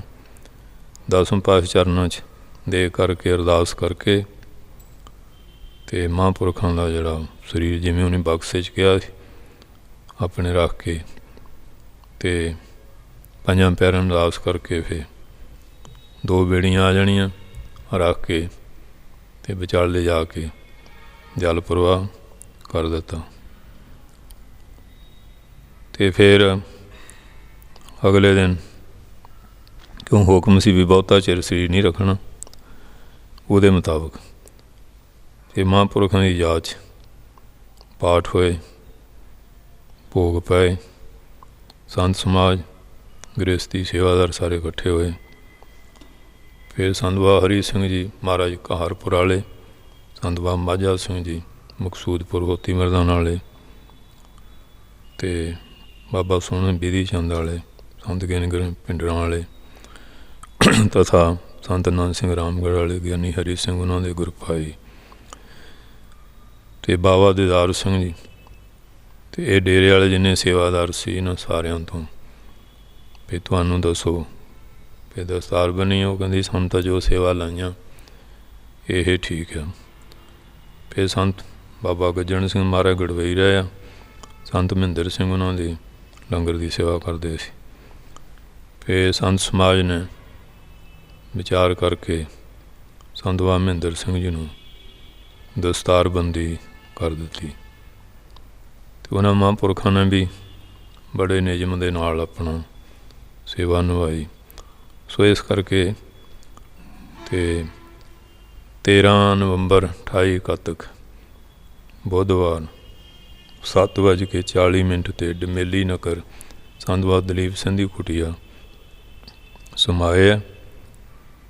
ਅਤੇ ਫਿਰ ਉਹਨਾਂ ਦੇ ਤਪ ਸਥਾਨ ਡੇਰਾ ਸੰਤ ਗੜ੍ਹਾ ਰੁੱਖੋਵਾਲ ਨਗਰ, ਉੱਥੇ ਉਹਨਾਂ ਦੀ ਯਾਦ 'ਚ ਸਮਾਗਮ ਹੋਇਆ। ਅਤੇ ਉਹ ਦੀਵਾਨ ਦੇ ਵਿੱਚ ਫਿਰ ਡਾਕਟਰ ਅਜੈਬ ਸਿੰਘ ਹੁੰਦੇ ਸੀ ਦਿਹਾਣੇ ਵਾਲੇ, ਫਗਵਾੜੇ ਰਹੇ ਆ, ਕੀਰਤਨ ਦੇ ਬੜੇ ਧਨੀ ਸੀ।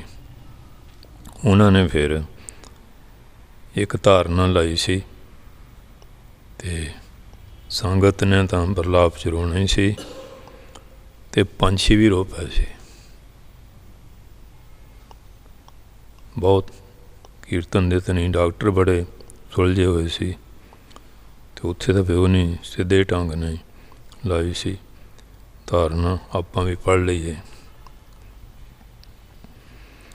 ਅੱਖੀਆਂ ਤਰਸ ਰਹੀਆਂ ਦੇਹੋ ਦਰਸ਼ਨ ਪ੍ਰਭ ਮੇਰੇ, ਅੱਖੀਆਂ ਤਰਸ ਰਹੀਆਂ ਦੇਹੋ ਦਰਸ਼ਨ ਪ੍ਰਭ ਮੇਰੇ।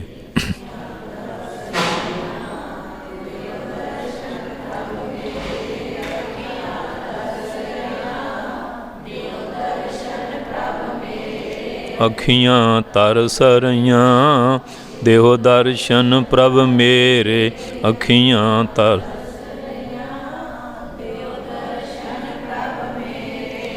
ਦੇਹੋ ਦਰਸ਼ਨ ਪ੍ਰਭ ਮੇਰੇ, ਦੇਹੋ ਦਰਸ਼ਨ ਪ੍ਰਭ ਮੇਰੇ।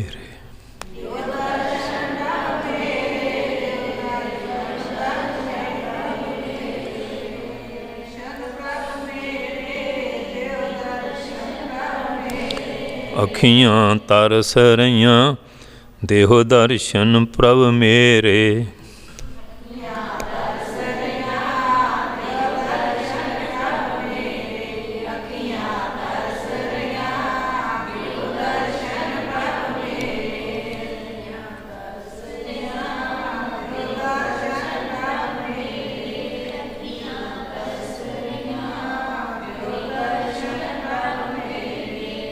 ਨਾਨਕ ਸੇ ਅਖੜੀਆਂ ਬਿਆਨ ਜਿਨ੍ਹਾਂ ਦਸੰਦੋ ਮਾਪਰੀ। ਇਹ ਅੱਖਾਂ ਵਿੱਚ ਰਾਗ ਵੀ ਆ, ਦਵੈਸ਼ ਵੀ ਹੈ। ਹਾਂਜੀ, ਹਰੇਕ ਦੀ ਜਿਹੋ ਜਿਹੀ ਮਨ ਦੀ ਬਿਰਤੀ ਹੈ। ਅੱਖਾਂ ਇੱਕ ਸ਼ੀਸ਼ੇ ਹੈ, ਜਿਹੋ ਜਿਹੀ ਭਾਵਨਾ ਉਹੋ ਜਿਹਾ ਦੇਖਦਾ। ਕਾਲਾ ਸ਼ੀਸ਼ਾ, ਚਿੱਟੀਆਂ ਚੀਜ਼ਾਂ ਵੀ ਕਾਲੀਆਂ ਨਜ਼ਰ ਆਉਣੀਆਂ, ਹਰਾ ਹਰੀਆਂ। ਜਿਹੋ ਜਿਹੀ ਮਨ ਦੀ ਦਸ਼ਾ ਆ ਉਹ ਅੱਖਾਂ ਰਾਹੀਂ ਉਹੋ ਜਿਹਾ ਦੇਖਦਾ। ਜਿਹੜੇ ਗਿਆਨਵਾਨ ਆ ਉਹਨਾਂ ਨੂੰ ਸਾਰੇ ਪਾਸੇ ਇੱਕ ਪਰਮਾਤਮਾ ਨਜ਼ਰ ਆਉਂਦਾ, ਕਿਉਂਕਿ ਏਕਤਾ ਵਾਲੇ ਉਹ ਮਹਾਂਪੁਰਖ ਹੁੰਦੇ ਆ। ਸੋ ਇਸ ਵਾਸਤੇ, ਇਸੇ ਵਾਸਤੇ ਉਹ ਸੰਸਾਰ 'ਤੇ ਆਉਂਦੇ ਆ ਕਿ ਦੂਈ ਦਵੈਸ਼ ਜਿਹੜੀ ਆ ਖਤਮ ਕੀਤੀ ਜਾਏ। ਅਤੇ ਜਿਹੜੇ ਬਚਨ ਮੰਨਦੇ ਆ ਉਹ ਲੋਕ ਪਰਲੋਕ ਭਾਈ ਸਵਾਰ ਲੈਂਦੇ ਆ। ਬਾਕੀ ਹਰੇਕ ਜੀਵ ਦਾ ਆਪੋ ਆਪਣਾ ਕਰਮ ਹੈ ਜਿਹਦਾ ਉਹ ਫਲ ਭੁਗਤਾਨ ਭੁਗਤਦਾ ਹੈ। ਸੋ ਇਸ ਵਾਸਤੇ ਤੇ ਸੰਗਤ ਦੇ ਵਿੱਚ ਬੜਾ ਭਾਰੀ ਬਰਾਗ ਸੀ। ਸੋ ਅੱਜ ਉਹਨਾਂ ਦੇ ਸਥਾਨ 'ਤੇ ਵੀ ਇਹ ਬਰਸੀ ਮਨਾਈ ਜਾ ਰਹੀ ਹੈ। ਅਤੇ ਜਲੰਧਰ ਵੀ ਜਾਂ ਅੱਗੇ ਪਿੱਛੇ ਮਕੇਰੀਆਂ, ਮੰਨੀ ਮਾਜਰੇ, ਜਿੱਥੇ ਜਿੱਥੇ ਵੀ ਹੈ ਗ੍ਰਸਤੀ ਪਰਿਵਾਰ ਵੀ ਦੇਸਾਂ ਪ੍ਰਦੇਸਾਂ 'ਚ ਜਿੱਥੇ ਕਿਸੇ ਦਾ ਪਿਆਰ ਆ। ਸੋ ਇੱਥੇ ਵੀ ਗੁਰੂ ਨਾਨਕ ਪਾਤਸ਼ਾਹ ਦੇ ਚਰਨਾਂ 'ਚ ਸੰਗਤ ਨੇ ਉਦਮ ਕੀਤਾ ਅਤੇ ਕਿ ਬਰਸੀ ਜਿਹੜੀ ਮਨਾਈ ਹੈ। ਔਰ ਮਹਾਂਪੁਰਖਾਂ ਦੀ ਯਾਦ ਵਿੱਚ ਪਾਠ ਹੋਇਆ ਸੀ, ਆਰਤੀ ਦੇ ਕੀਰਤਨ ਹੋਇਆ, ਸ਼ਬਦ ਕੀਰਤਨ ਹੋਇਆ ਅਤੇ ਉਹਨਾਂ ਦੇ ਇਤਿਹਾਸ ਬਾਰੇ ਵਿਚਾਰ ਕੀਤੀ ਹੈ।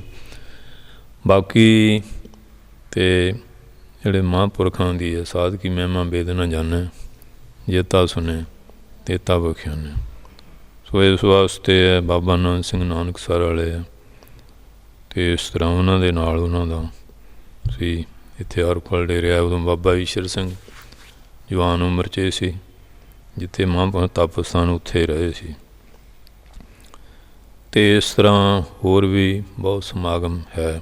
ਜਦੋਂ ਮਹਾਰਾਜ ਪਟਿਆਲਾ ਨੂੰ ਅੰਮ੍ਰਿਤ ਛਕਾਇਆ ਅਤੇ ਬਾਬਾ ਨਾਨਕ ਸਿੰਘ ਨੇ ਮਹਾਂਪੁਰਖਾਂ ਨੂੰ ਪੰਜਾਂ ਪਿਆਰਿਆਂ 'ਚ ਰੱਖਿਆ ਸੀ। ਸੋ ਇਸ ਤਰ੍ਹਾਂ ਹੈ ਕਿ ਸ਼ਬਦ ਹੈ ਬਿਲਾਵਲ ਮਹੱਲਾ ਪੰਜਵਾਂ, ਦੋਵਿਆਂ ਥਾਵ ਰੱਖੇ ਗੁਰ ਸੂਰੇ। ਕਹਿੰਦੇ ਜਦੋਂ ਸੂਰਮੇ ਗੁਰੂ, ਪੂਰੇ ਗੁਰੂ ਦੀ ਸ਼ਰਨ ਲੈ ਲਈਏ ਨਾ, ਧੰਨ ਗੁਰੂ ਨਾਨਕ ਪਾਤਸ਼ਾਹ ਕਲਗੀਧਰ ਪਾਤਸ਼ਾਹ, ਦੋਵੇਂ ਥਾਮ ਲੋਕ ਪਰਲੋਕ, ਦੋਹਾਂ ਥਾਵਾਂ 'ਚ ਲੋਕ ਪਰਲੋਕ 'ਚ ਮਹਾਰਾਜ ਉਹਦੀ ਲਾਜ ਰੱਖਦੇ ਆ। ਹਲਤ ਪਲਤ ਪਾਰਬ੍ਰਹਮ ਸਵਾਰੇ, ਪਾਰਬ੍ਰਹਮ ਪਰਮੇਸ਼ਰ ਉਹਨਾਂ ਦਾ ਲੋਕ ਪਰਲੋਕ ਸਵਾਰ ਦਿੰਦਾ ਹੈ। ਕਾਰਜ ਹੋਏ ਸਗਲੇ ਪੂਰੇ, ਉਹਨਾਂ ਦੇ ਕਾਰਜ ਸਾਰੇ ਪੂਰੇ ਹੋ ਜਾਂਦੇ, ਕੋਈ ਅਧੂਰਾ ਨਹੀਂ ਰਹਿੰਦਾ, ਕਿਉਂਕਿ ਪੂਰੇ ਗੁਰੂ ਦੀ ਸ਼ਰਨ ਲੈ ਕੇ ਉਹਦੇ ਨਾਮ ਦੀ ਕਮਾਈ ਕਰਕੇ ਪੂਰੇ ਹੋ ਗਏ। ਪੂਰੇ ਦਾ ਕੀਤਾ ਹੋਇਆ ਕੰਮ ਕੋਈ ਅਧੂਰਾ ਹੁੰਦਾ ਹੀ ਨਹੀਂ, ਅਧੂਰਿਆਂ ਦੇ ਅਧੂਰੇ ਹੀ ਹੁੰਦੇ ਆ। ਹਾਂਜੀ, ਪੂਰਾ ਪ੍ਰਭ ਆਰਾਧਿਆ ਪੂਰਾ ਜਾ ਕਾ ਨਾਉ, ਨਾਨਕ ਪੂਰਾ ਪਾਇਆ ਪੂਰੇ ਕੇ ਗੁਣ ਗਾਓ। ਅਤੇ ਆਮ ਸੰਸਾਰੀ ਬੰਦਾ ਸਾਰੀ ਉਮਰ ਅਧੂਰਾ ਹੁੰਦਾ, ਜਿਹੜੇ ਮਰ ਗਿਆ ਫਲਾਣਾ ਪੂਰਾ ਹੋ ਗਿਆ। ਅਧੂਰਾ ਆਇਆ, ਕੰਮ ਸ਼ੁਰੂ ਕੀਤੇ, ਅਧੂਰੇ ਕੰਮ ਛੱਡ ਕੇ ਤੁਰ ਜਾਂਦਾ। ਜਿਹੜੇ ਪੂਰੇ ਆ ਉਹਨਾਂ ਦਾ ਕੋਈ ਕੰਮ ਵੀ ਅਧੂਰਾ ਨਹੀਂ ਰਹਿੰਦਾ, ਸਾਰੇ ਕਾਰਜ ਉਹਨਾਂ ਦੇ ਪੂਰੇ ਹੁੰਦੇ ਆ। ਰਹਾਓ ਹਰ ਹਰ ਨਾਮ ਜਪਤ ਸੁਖ ਸਹਿਜੇ, ਉਹ ਹਰੀ ਹਰ ਪਰਮੇਸ਼ਰ ਦਾ ਨਾਮ ਜਪਦੇ ਆ, ਉਹਨਾਂ ਨੂੰ ਸਹਿਜ ਗਿਆਨ ਦੁਆਰਾ ਆਤਮਿਕ ਸੁੱਖ ਦੀ ਪ੍ਰਾਪਤੀ ਹੁੰਦੀ ਹੈ। ਮਜਨ ਹੋਵੇ ਸਾਧੂ ਧੂਰੇ, ਸਾਧੂਆਂ ਦੀ ਧੂੜ ਵਿੱਚ ਉਹ ਇਸ਼ਨਾਨ ਕਰਦੇ ਆ। ਜਦੋਂ ਹੋਤੀ ਮਰਦਾਨ ਜਾਂਦੇ ਸੀ, ਡੰਡਵਤ ਪ੍ਰਣਾਮ ਕਰਦੇ ਕਈ ਘੰਟੇ।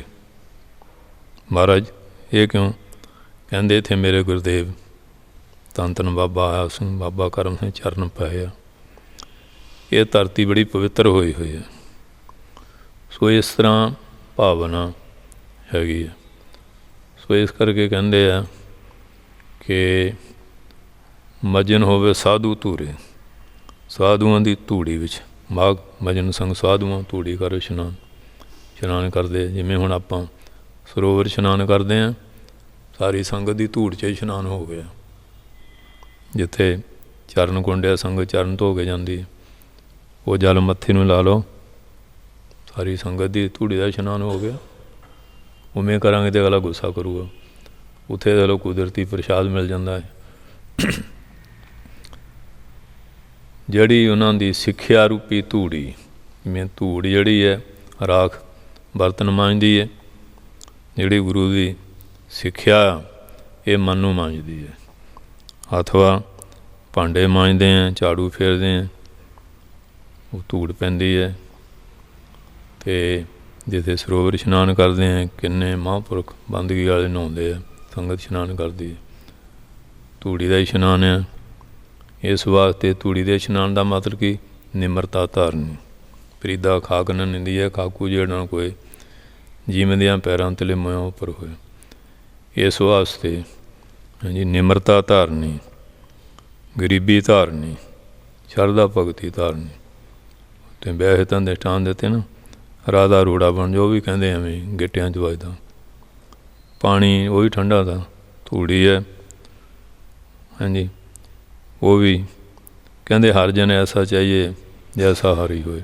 ਇਹ ਵੀ ਦ੍ਰਿਸ਼ਟਾਂਤ ਬਾਬੇ ਫਰੀਦ ਨੇ ਦਿੱਤਾ। ਮੱਜਨ ਹੋਵ ਸਾਧੂ ਧੂਰੇ, ਸਾਧੂਆਂ ਦੀ ਧੂੜੀ ਵਿੱਚ ਉਹ ਇਸ਼ਨਾਨ ਕਰਦੇ ਹਨ। ਹੁਣ ਸੰਗਤ ਦੇ ਜੋੜੇ ਹੈ, ਜਿਹੜੇ ਜੋੜੇ ਝਾੜਦੇ ਆ, ਉਹ ਧੂੜ ਮੱਥੇ ਨੂੰ ਲਾਉਂਦੇ ਆ, ਧੂੜੀ ਦਾ ਇਸ਼ਨਾਨ ਹੈ ਨਾ। ਝਾੜੂ ਦਿੰਦੇ ਹਾਂ, ਪੋਚਾ ਲਾਉਂਦੇ ਹਾਂ। ਇਹ ਚੀਜ਼ਾਂ ਭਾਵ ਕੀ ਹੈ? ਜਿਹੜੀ ਸੇਵਾ ਨਿਮਰਤਾ ਨਾਲ ਧਾਰੀ ਜਾਂਦੀ ਹੈ, ਅਤੇ ਨਿਮਰਤ ਸੇਵਾ ਕਰਨ ਨਾਲ ਮਨ ਨਿਰਮਾਣ ਹੁੰਦਾ, ਸ਼ਰਧਾ ਭਗਤੀ ਪੈਦਾ ਹੁੰਦੀ ਹੈ। ਆਵਣ ਜਾਣ ਰਹੇ ਥਿਤ ਪਾਈ, ਉਹ ਜਿਹੜੇ ਇਸ ਤਰ੍ਹਾਂ ਸੇਵਾ ਕਰਦੇ ਆ।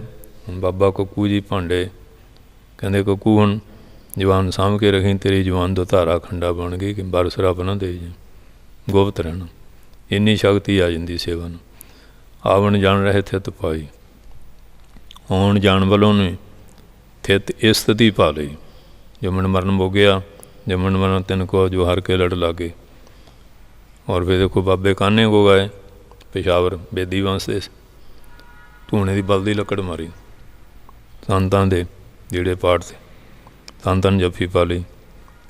ਕਹਿਣ ਲੱਗੇ ਇੱਕ ਤਾਂ ਰੋਡਾਂ ਦੇ ਕਬੂਤਰ ਹੁੰਦੇ ਨਾ, ਮਾੜਾ ਖੜਕਾ ਦੌੜ ਜਾਂਦੇ, ਇੱਕ ਠਠਿਆਰਾਂ ਦੇ ਕਿੰਨਾ ਖੜਕਾ ਹੋਵੇ ਉਹ ਗਿੱਝ ਜਾਂਦੇ ਵਿੱਚ, ਤਾਂ ਠਕ ਠਕ ਹੋ ਹੀ ਜਾਣੀ। ਉਹ ਵੀ ਬੜਾ ਪਹੁੰਚਿਆ ਸੀ। ਉੱਧਰ ਬਾਬਾ ਆਇਆ ਸੀ, ਉਹਨੂੰ ਕਿਸੇ ਨੇ ਦੱਸਿਆ ਫਿਰ ਮਹਾਰਾਜ ਮਸਤਾਨੇ ਨੇ ਇਉਂ ਕੀਤੀ, ਅਤੇ ਉਹ ਬੱਸ ਲੈ ਕੇ ਚੱਲ ਪਿਆ। ਉਹ ਵੀ ਜਾਣੇ, ਕਹਿੰਦੇ ਜਾਓ ਭਾਗ ਜਾਓ, ਤੁਮਾਰੇ ਗੁਰਦੇਵ ਹਮਾਰੇ ਸੇ ਬਹੁਤ ਡਾਢੇ ਹੈ। ਫਿਰ ਮਹਾਰਾਜ ਕਹਿੰਦੇ ਵੀ ਇਉਂ ਨਹੀਂ, ਵੀ ਤੈਂ ਤਾਂ ਸੰਸਾਰੀ ਜੀਵਾਂ ਨੂੰ ਉਪਦੇਸ਼ ਦੇ ਕੇ ਭਲਾ ਕਰਨਾ, ਮਰਜ਼ਾਦਾ ਵਿੱਚ ਰਹਿਣਾ, ਜੋ ਗੁਰੂ ਨਾਨਕ ਸਾਹਿਬ ਦਾ ਸਿਧਾਂਤ ਹੈ। ਇਸ ਤਰ੍ਹਾਂ ਬਾਬਾ ਬੀਰ ਰਮਦਾਸ ਕੋ ਦੇਖ ਲਓ, ਉਹ ਬਾਬਾ ਗੁਰਮੁਖ ਸਾਧੂ ਸਿੰਘ ਮਾਤਾ ਜੀ ਉਹਨੇ ਉੱਥੋਂ ਵਰਸਾਏ। ਉਹ ਵੀ ਇਸ ਤਰ੍ਹਾਂ ਹੀ ਨੇੜੇ ਨਹੀਂ ਸੀ ਆਉਣ ਦਿੰਦੇ, ਬਾਣ ਦੇ ਗੋਲੇ ਰੱਖਣੇ। ਜਿਹੜੇ ਸੰਤ ਗਏ ਕਹਿੰਦੇ ਉਹ ਵੀ ਕਾਨੇ ਮੰਗ ਨਾ ਕਰਨ। ਉਹ ਬਾਹਰ ਆ ਗਿਆ ਡੇਢ, ਕਹਿੰਦੇ ਆ ਜਾਓ ਆ ਜਾਓ, ਤੁਹਾਡੇ ਵਰਗੇ ਮੈਂ ਲਾਈਦਾ ਫਿਰਦਾ, ਜੱਫੀ ਪਾ ਲਈ। ਉਹਨੇ ਉਹ ਬਾਣ ਦਾ ਗੋਲਾ ਇਕੱਠਾ ਕਰਨਾ, ਸੰਤਾਂ ਨੇ ਦੇੜੀ ਜਾਣਾ, ਉਹ ਦੇੜਦਾ ਇਕੱਠਾ। ਇਉਂ ਮਹੀਨਾ ਅੰਤਰਾਤਮੇ ਵਿਚਾਰਾਂ, ਜਾਓ ਭਜਨ ਕਰਿਆ ਕਰੋ। ਐਸੇ ਵੇਲੇ ਫਕੀਰ ਸੀ। ਸੋ ਇਸ ਕਰਕੇ ਉਹਨਾਂ ਮਹਾਂਪੁਰਖਾਂ ਦੇ ਚਰਨਾਂ ਦੀ ਧੂੜੀ ਇਸ਼ਨਾਨ ਇਹੀ ਕਰਨਾ, ਜਿਹੜਾ ਉਹਨਾਂ ਦੇ ਹੁਕਮ 'ਚ ਆ ਕੇ ਸੇਵਾ ਕਰਨੀ, ਸਿਮਰਨ ਕਰਨਾ, ਸਤਸੰਗ ਕਰਨਾ। ਆਵਣ ਜਾਣ ਰਹੇ ਥਿਤ ਪਾਈ, ਉਹਨਾਂ ਦਾ ਆਉਣਾ ਜਾਣਾ ਰਹਿ ਜਾਂਦਾ। ਥਿਤ ਇਸ ਸਥਿਤੀ ਟਿਕਾ ਵਾਲੀ ਬਸ। ਆਮ ਤਾਂ ਜੀਵਾਂ ਦਾ ਮਨ ਭਟਕੀ ਜਾਂਦਾ ਨਾ, ਕਦੀ ਫੁਰਨਾ ਕਿੱਧਰ ਕਦੀ ਕਿੱਧਰ। ਉਹਨਾਂ ਦੇ ਉੱਪਰ ਅਵਸਥਾ ਹੋ ਜਾਂਦੀ, ਸੁੰਨ ਅਵਸਥਾ ਹੋ ਜਾਂਦੀ, ਅਤੇ ਮਨ ਫਿਰ ਟਿਕ ਜਾਂਦਾ ਹੈ। ਅਤੇ ਜਿਵੇਂ ਹਵਾ ਵਗਦੀ, ਪਾਣੀ ਲਹਿਰਾਂ ਬਣੀ ਜਾਂਦੀਆਂ ਨਾ ਹੋਵੇ ਤਾਂ ਟਿਕ ਜਾਂਦਾ। ਇਸ ਤਰ੍ਹਾਂ ਜਿਹੜੇ ਸੰਕਲਪਾਂ ਦੀ ਲਹਿਰ ਖਤਮ ਹੋ ਜਾਂਦੀ ਹੈ, ਮਨ ਟਿਕ ਜਾਂਦਾ। ਟਿਕਿਆ ਪਾਣੀ ਹੋਵੇ ਚਿਹਰਾ ਦੀਦਾ। ਇਸ ਤਰ੍ਹਾਂ ਜਿਹੜੇ ਮਨ ਟਿਕ ਜਾਂਦਾ, ਬੁੱਧੀ ਸ਼ੁੱਧ ਹੋ ਜਾਂਦੀ ਹੈ, ਅਤੇ ਅੰਦਰੋਂ ਆਤਮਾ ਦਿਸਣ ਲੱਗ ਪੈਂਦੀ ਹੈ। ਜਨਮ ਮਰਨ ਕੇ ਮਿਟੇ ਵਸੂਰੇ, ਜੰਮਣ ਵਾਲੇ ਦੇ ਬੇੜੇ ਵਸੂਰੇ ਝੋਰੇ ਉਹ ਮਿਟ ਜਾਂਦੇ ਆ। ਭਰਮ ਪੈ ਤਰੇ ਛੁੱਟੇ ਪੈ ਜੰਮ ਕੇ, ਭਰਮ ਵੀ 5 ਪ੍ਰਕਾਰ ਦਾ, ਭੈ 7 ਤਰ੍ਹਾਂ ਦਾ, ਇਹ ਖਤਮ ਹੋ ਜਾਂਦਾ। ਸੰਸਾਰ ਸਾਗਰ ਤਰ ਜਾਂਦੇ ਆ।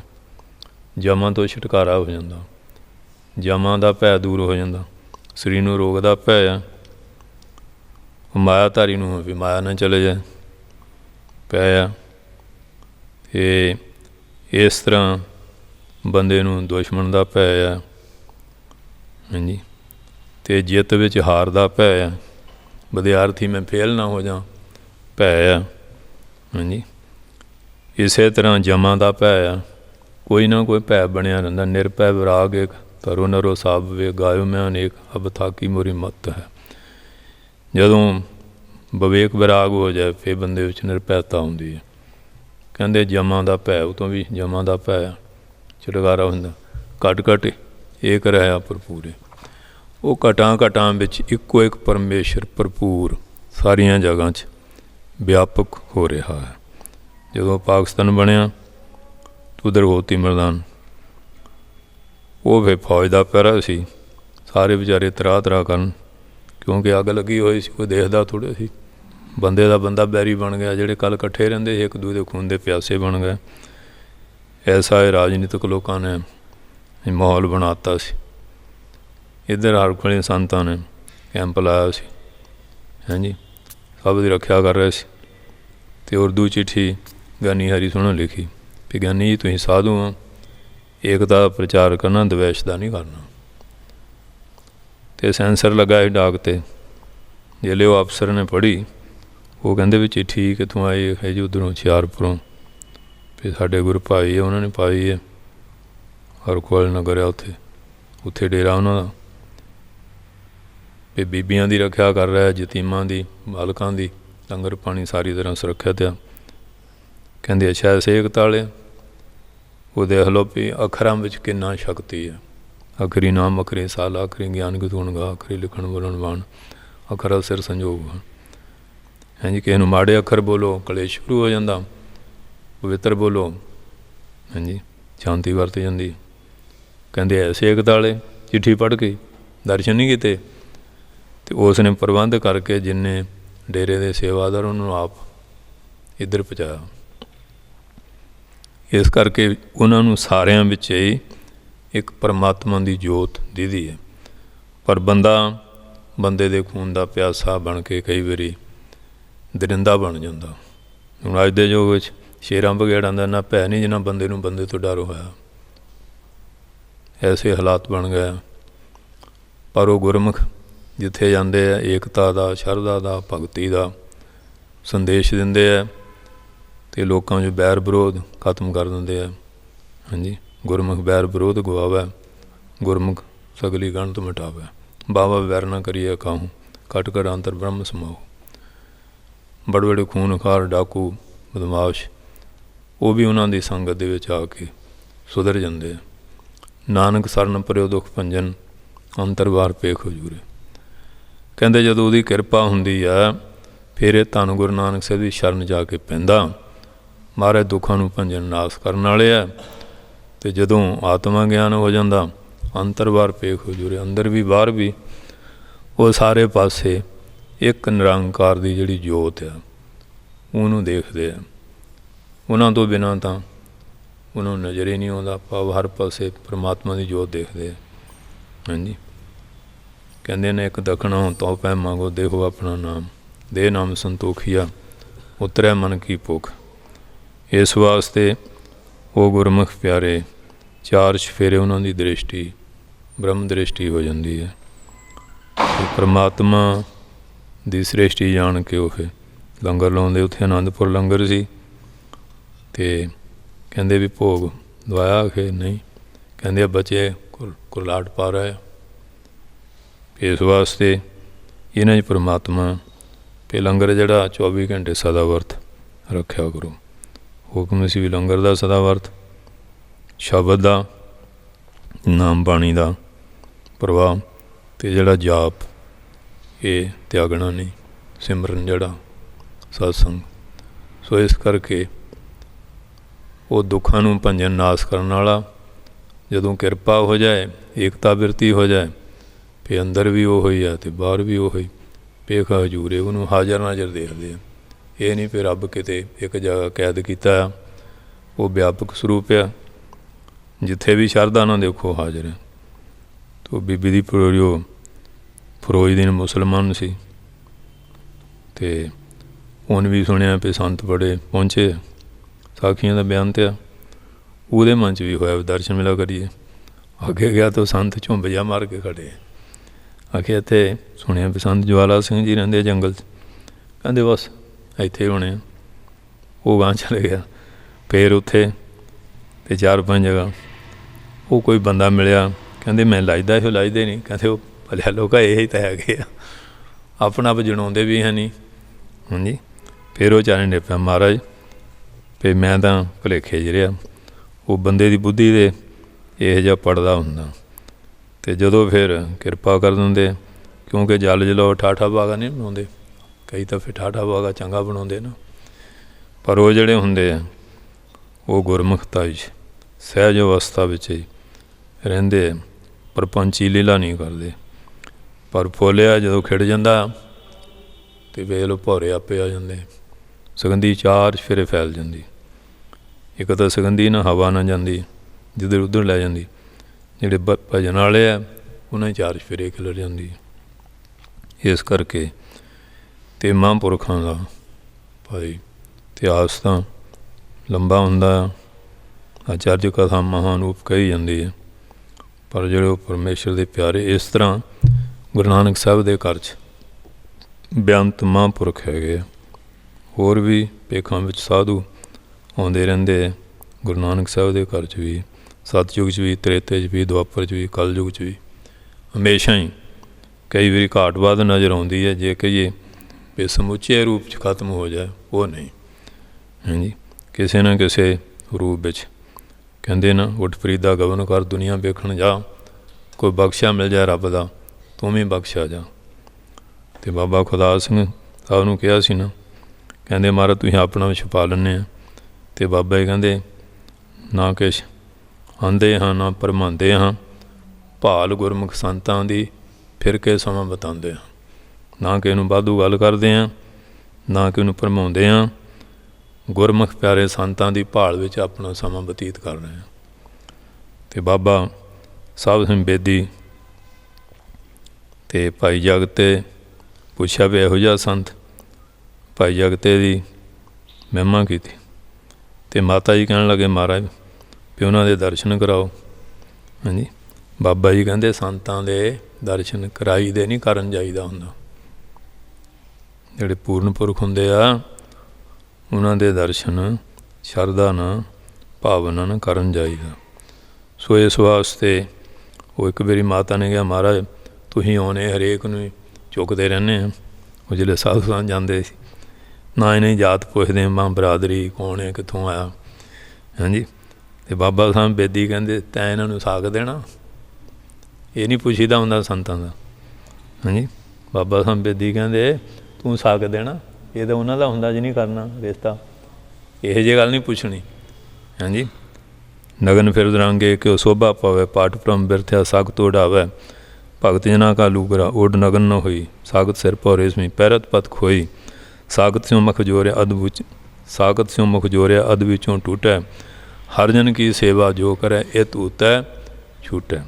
ਇਸ ਵਾਸਤੇ ਦੇਖ ਲਓ ਆਪਣੇ ਘਰ ਵਾਲੀ ਨੂੰ ਬਾਬਾ ਸਾਹਿਬ ਬੇਦੀ ਰਾਜਾ ਜੋਗੀ ਉਹਨੇ ਬਚਨ ਕੀਤੇ ਕਿ ਜਿਹੜੇ ਮਹਾਂਪੁਰਖ ਹੁੰਦੇ ਆ ਇਹੋ ਜਿਹੀਆਂ ਨਹੀਂ ਕਰੀਦੀਆਂ ਹੁੰਦੀਆਂ। ਜਦੋਂ ਆਉਂਦਾ ਤੁਹਾਡਾ ਫਰਜ਼ ਆ ਲੰਗਰ ਸੇਵਾ ਕਰਿਆ ਕਰੋ। ਫਿਰ ਮਾਤਾ ਜੀ ਨੇ ਲੰਗਰ ਆਪ ਵਰਤਾਉਣਾ, ਮਾਤਾ ਅਨੰਤੀ ਨੇ ਆਪ ਸੇਵਾ ਕਰਨੀ ਮਹਾਂਪੁਰਖਾਂ ਦੀ, ਸੰਗਤ ਦੀ, ਆਇਆਂ ਦੀ। ਸੋ ਇਸ ਵਾਸਤੇ ਕਹਿੰਦੇ ਸੇਵਾ ਵਿੱਚ ਹੀ ਸਾਰੀਆਂ ਬਰਕਤਾਂ ਜਿਹੜੀਆਂ ਹੁੰਦੀਆਂ। ਬਹੁਤਾ ਇਹੋ ਜਿਹਾ ਮਿੰਨਣ ਮੇਖ ਨਹੀਂ ਕਰੀਦਾ ਹੁੰਦਾ। ਰੱਬ ਦੇ ਪਿਆਰੇ ਜਿਹੜੇ ਉਹ ਕਈ ਸਰੂਪਾਂ ਦੇ ਵਿੱਚ ਵਿਚਰਦੇ ਆ, ਕੋਈ ਦਾਨੇ ਆ, ਕੋਈ ਦੀਵਾਨੇ ਆ, ਕੋਈ ਮਸਤਾਨੇ ਆ, ਉਹ ਰੱਬ ਦੀ ਰਜ਼ਾ ਦੇ ਵਿੱਚ ਰਹਿੰਦੇ ਆ। ਸੋ ਇਸ ਵਾਸਤੇ ਮਹਾਰਾਜ ਸੱਚੇ ਪਾਤਸ਼ਾਹ ਨੇ ਕਿਰਪਾ ਕੀਤੀ ਹੈ।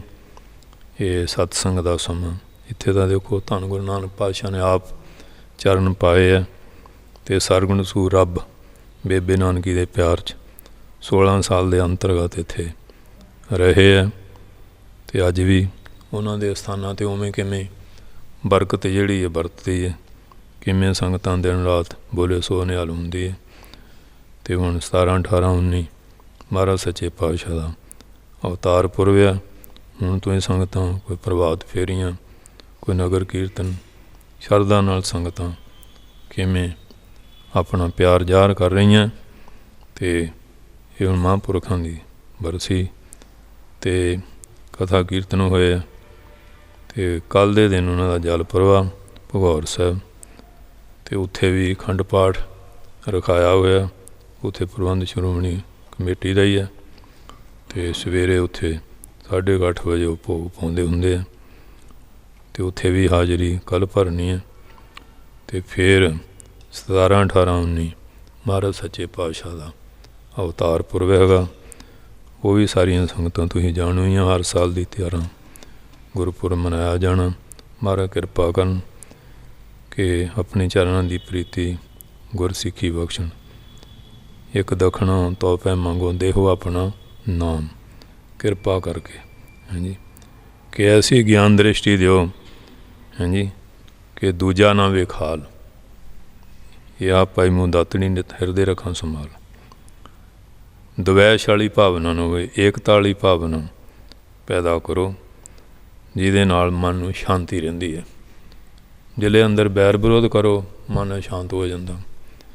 ਅਤੇ ਜਿਲੇ ਆਪਣੇ ਆਪ ਨੂੰ ਬਹੁਤ ਚੰਗਾ ਸਮਝ, ਫਿਰ ਦੂਏ ਦੀ ਨਿੰਦਿਆ ਕਰਦੇ ਹਾਂ।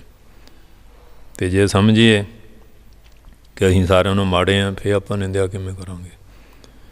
ਇਹ ਨਿੰਦਿਆ ਜਿਹੜੀ ਬੰਦੇ ਦਾ ਪੁੰਨ ਤਪ ਖੀਣ ਕਰ ਦਿੰਦੀ ਹੈ। ਇਸ ਕਰਕੇ ਸਭ ਦਾ ਭਲਾ ਸੋਚੋ। ਫਰੀਦਾ ਬੁਰੇ ਦਾ ਭਲਾ ਕਰ ਗੁੱਸਾ ਮਨ ਨਾ ਹੰਡਾਏ, ਦੇਹੀ ਰੋਗ ਨਾ ਲੱਗਈ, ਪੱਲੇ ਸਭ ਕੁਛ ਪਾਏ। ਉਹਨਾਂ ਦੇ ਪੱਲੇ ਸਾਰਾ ਕੁਛ ਪਾ ਜਾਂਦਾ। ਇੱਕ ਉਹ ਹੀਰਾ ਸਿੰਘ ਹੁੰਦਾ ਸੀ, ਉਹ ਮਹਾਂਪੁਰਖਾਂ ਨੂੰ ਬਹੁਤ ਉਲ ਜਲੂਲ ਵਚਨ ਬੋਲੇ। ਸੇਵਾਦਾਰ ਕਹਿੰਦੇ ਨਹੀਂ, ਇਹਦੇ ਕੀ ਵੱਸ ਆ, ਇਹ ਤਾਂ ਕਲਯੁਗੀ ਦੇ ਦੁਆਰਾ ਸਾਡੀ ਪਰਖ ਕਰਨ ਆਇਆ ਸੀ। ਉਹ ਫਿਰ ਬਿਮਾਰ ਹੋ ਗਿਆ, ਕੋਈ ਸੰਭੇ ਨਾ, ਅਤੇ ਮਹਾਂਪੁਰਖ ਆਪ ਦੁੱਧ ਵਿੱਚ ਘਿਓ ਪਾ ਪਿਲਾਉਣ, ਦਵਾਈ ਬੂਟੀ ਕਰਨ। ਉਹ ਫਿਰ ਅੱਖਾਂ ਤੋਂ ਅੱਥਰੂ ਵੀ ਕੱਢਦਾ, ਮੈਂ ਜੀ ਫਲਾਣੇ ਵੇਲੇ ਤੁਹਾਨੂੰ ਇਹ ਕਿਹਾ ਸੀ। ਕਹਿੰਦੇ ਵੀ ਮੈਨੂੰ ਤਾਂ ਕੁਛ ਨਹੀਂ ਤਾਂ ਕਿਹਾ। ਕਿਉਂਕਿ ਫਿਰ ਫਰੀਦ ਨੇ ਕਿਹਾ ਨਾ, ਫਰੀਦਾ ਇਸ ਤਰ੍ਹਾਂ ਦਾ ਮਨ ਬਣਾ ਲਾ, ਥੀਓ ਪਵਾਹੀ ਦੱਬ। ਜਿਲੇ ਡਿੱਬ ਦੀ ਸਾਫ ਬਣਾਉਂਦੇ ਆ, ਪੈਰਾਂ 'ਤੇ ਲਲਤਾੜ ਹੁੰਦੀ ਹੈ, ਫਿਰ ਉਹਦੀ ਬੁਣਤਕਾਰੀ ਹੁੰਦੀ ਹੈ। ਫਰੀਦਾ ਥੀਓ ਪਵਾਹੀ ਦੱਬ, ਜੇ ਤੂੰ ਲੋੜ ਹੈ ਸਭ। ਇਸ ਕਰਕੇ ਫਿਰ ਆਪਣੀ ਹੋਂਦ ਗਵਾ ਕੇ ਆਪ ਗਵਾਈਏ ਤਾਂ ਛੋ ਪਾਈਏ, ਅਵਰ ਕਹੀ ਚਿਤਰਾਈ। ਸੋ ਇਸ ਤਰ੍ਹਾਂ ਜਿਹੜੇ ਮਹਾਂਪੁਰਖ ਆ, ਉਹਨਾਂ ਨੇ ਆਪਣਾ ਆਪ ਮਿਟਾਇਆ ਹੁੰਦਾ। ਮਿਠਤ ਨੀ ਵੀ ਨਾਨਕਾ ਗੁਣ ਚਗਿਆਈਆਂ ਤੱਤ ਹਾਂਜੀ। ਅਤੇ ਇਸ ਤਰ੍ਹਾਂ ਹੀ ਹਨ। ਤੁਲਸੀ ਇਹ ਸੰਸਾਰ ਮੈਂ ਪਾਂਚ ਰਤਨ ਹਿਸਾਰ, ਮਿੱਠਾ ਬੋਲਣ ਨਿਵ ਚੱਲਣ ਦਇਆ ਦਾਨ ਉਪਕਾਰ। ਇਹ ਪੰਜ ਚੀਜ਼ਾਂ ਸਾਰ ਵਸਤੂ ਹੈ ਕਿ ਮਿੱਠਾ ਬੋਲਣਾ, ਦਇਆ ਕਰਨੀ, ਦਾਨ ਦੇਣਾ, ਪਰਉਪਕਾਰ ਕਰਨਾ। ਇਹ ਚੀਜ਼ਾਂ ਜਿਹੜੀਆਂ ਸਾਰ ਵਸਤੂ ਆ, ਮਹਾਂਪੁਰਖਾਂ 'ਚ ਇਹ ਗੁਣ ਹੁੰਦੇ ਆ, ਜਿਹਦੇ ਦੁਆਰਾ ਉਹ ਸਾਰਿਆਂ ਦੇ ਹਰਮਨ ਪਿਆਰੇ ਹੋ ਜਾਂਦੇ ਆ। ਜਿਹੜੇ ਸਾਡੇ ਔਗਣ ਆ, ਇਹ ਨਫ਼ਰਤ ਪੈਦਾ ਕਰਦੇ ਆ। ਜਦੋਂ ਸ਼ੁਭ ਗੁਣ ਪੈਦਾ ਹੁੰਦੇ ਆ, ਨਫ਼ਰਤ ਨਿਕਲ ਜਾਂਦੀ ਹੈ। ਫਿਰ ਉਹ ਆਪਣੇ ਆਪ ਨੂੰ ਸੰਗਤ ਦਾ ਸੇਵਾਦਾਰ ਬਣਾ ਲੈਂਦਾ, ਅਤੇ ਸੇਵਾਦਾਰ ਬਣ ਕੇ ਸਾਰੀ ਦਾਤ ਜਿਹੜੀ ਹੈ ਉਹ ਮਿਲਦੀ ਹੈ। ਸੋ ਇਸ ਕਰਕੇ ਇੰਨੀਆਂ ਬੇਨਤੀਆਂ ਪ੍ਰਵਾਨ ਕਰਨੀਆਂ। ਵਾਹਿਗੁਰੂ ਜੀ ਕਾ ਖਾਲਸਾ, ਵਾਹਿਗੁਰੂ ਜੀ ਕੀ ਫਤਿਹ।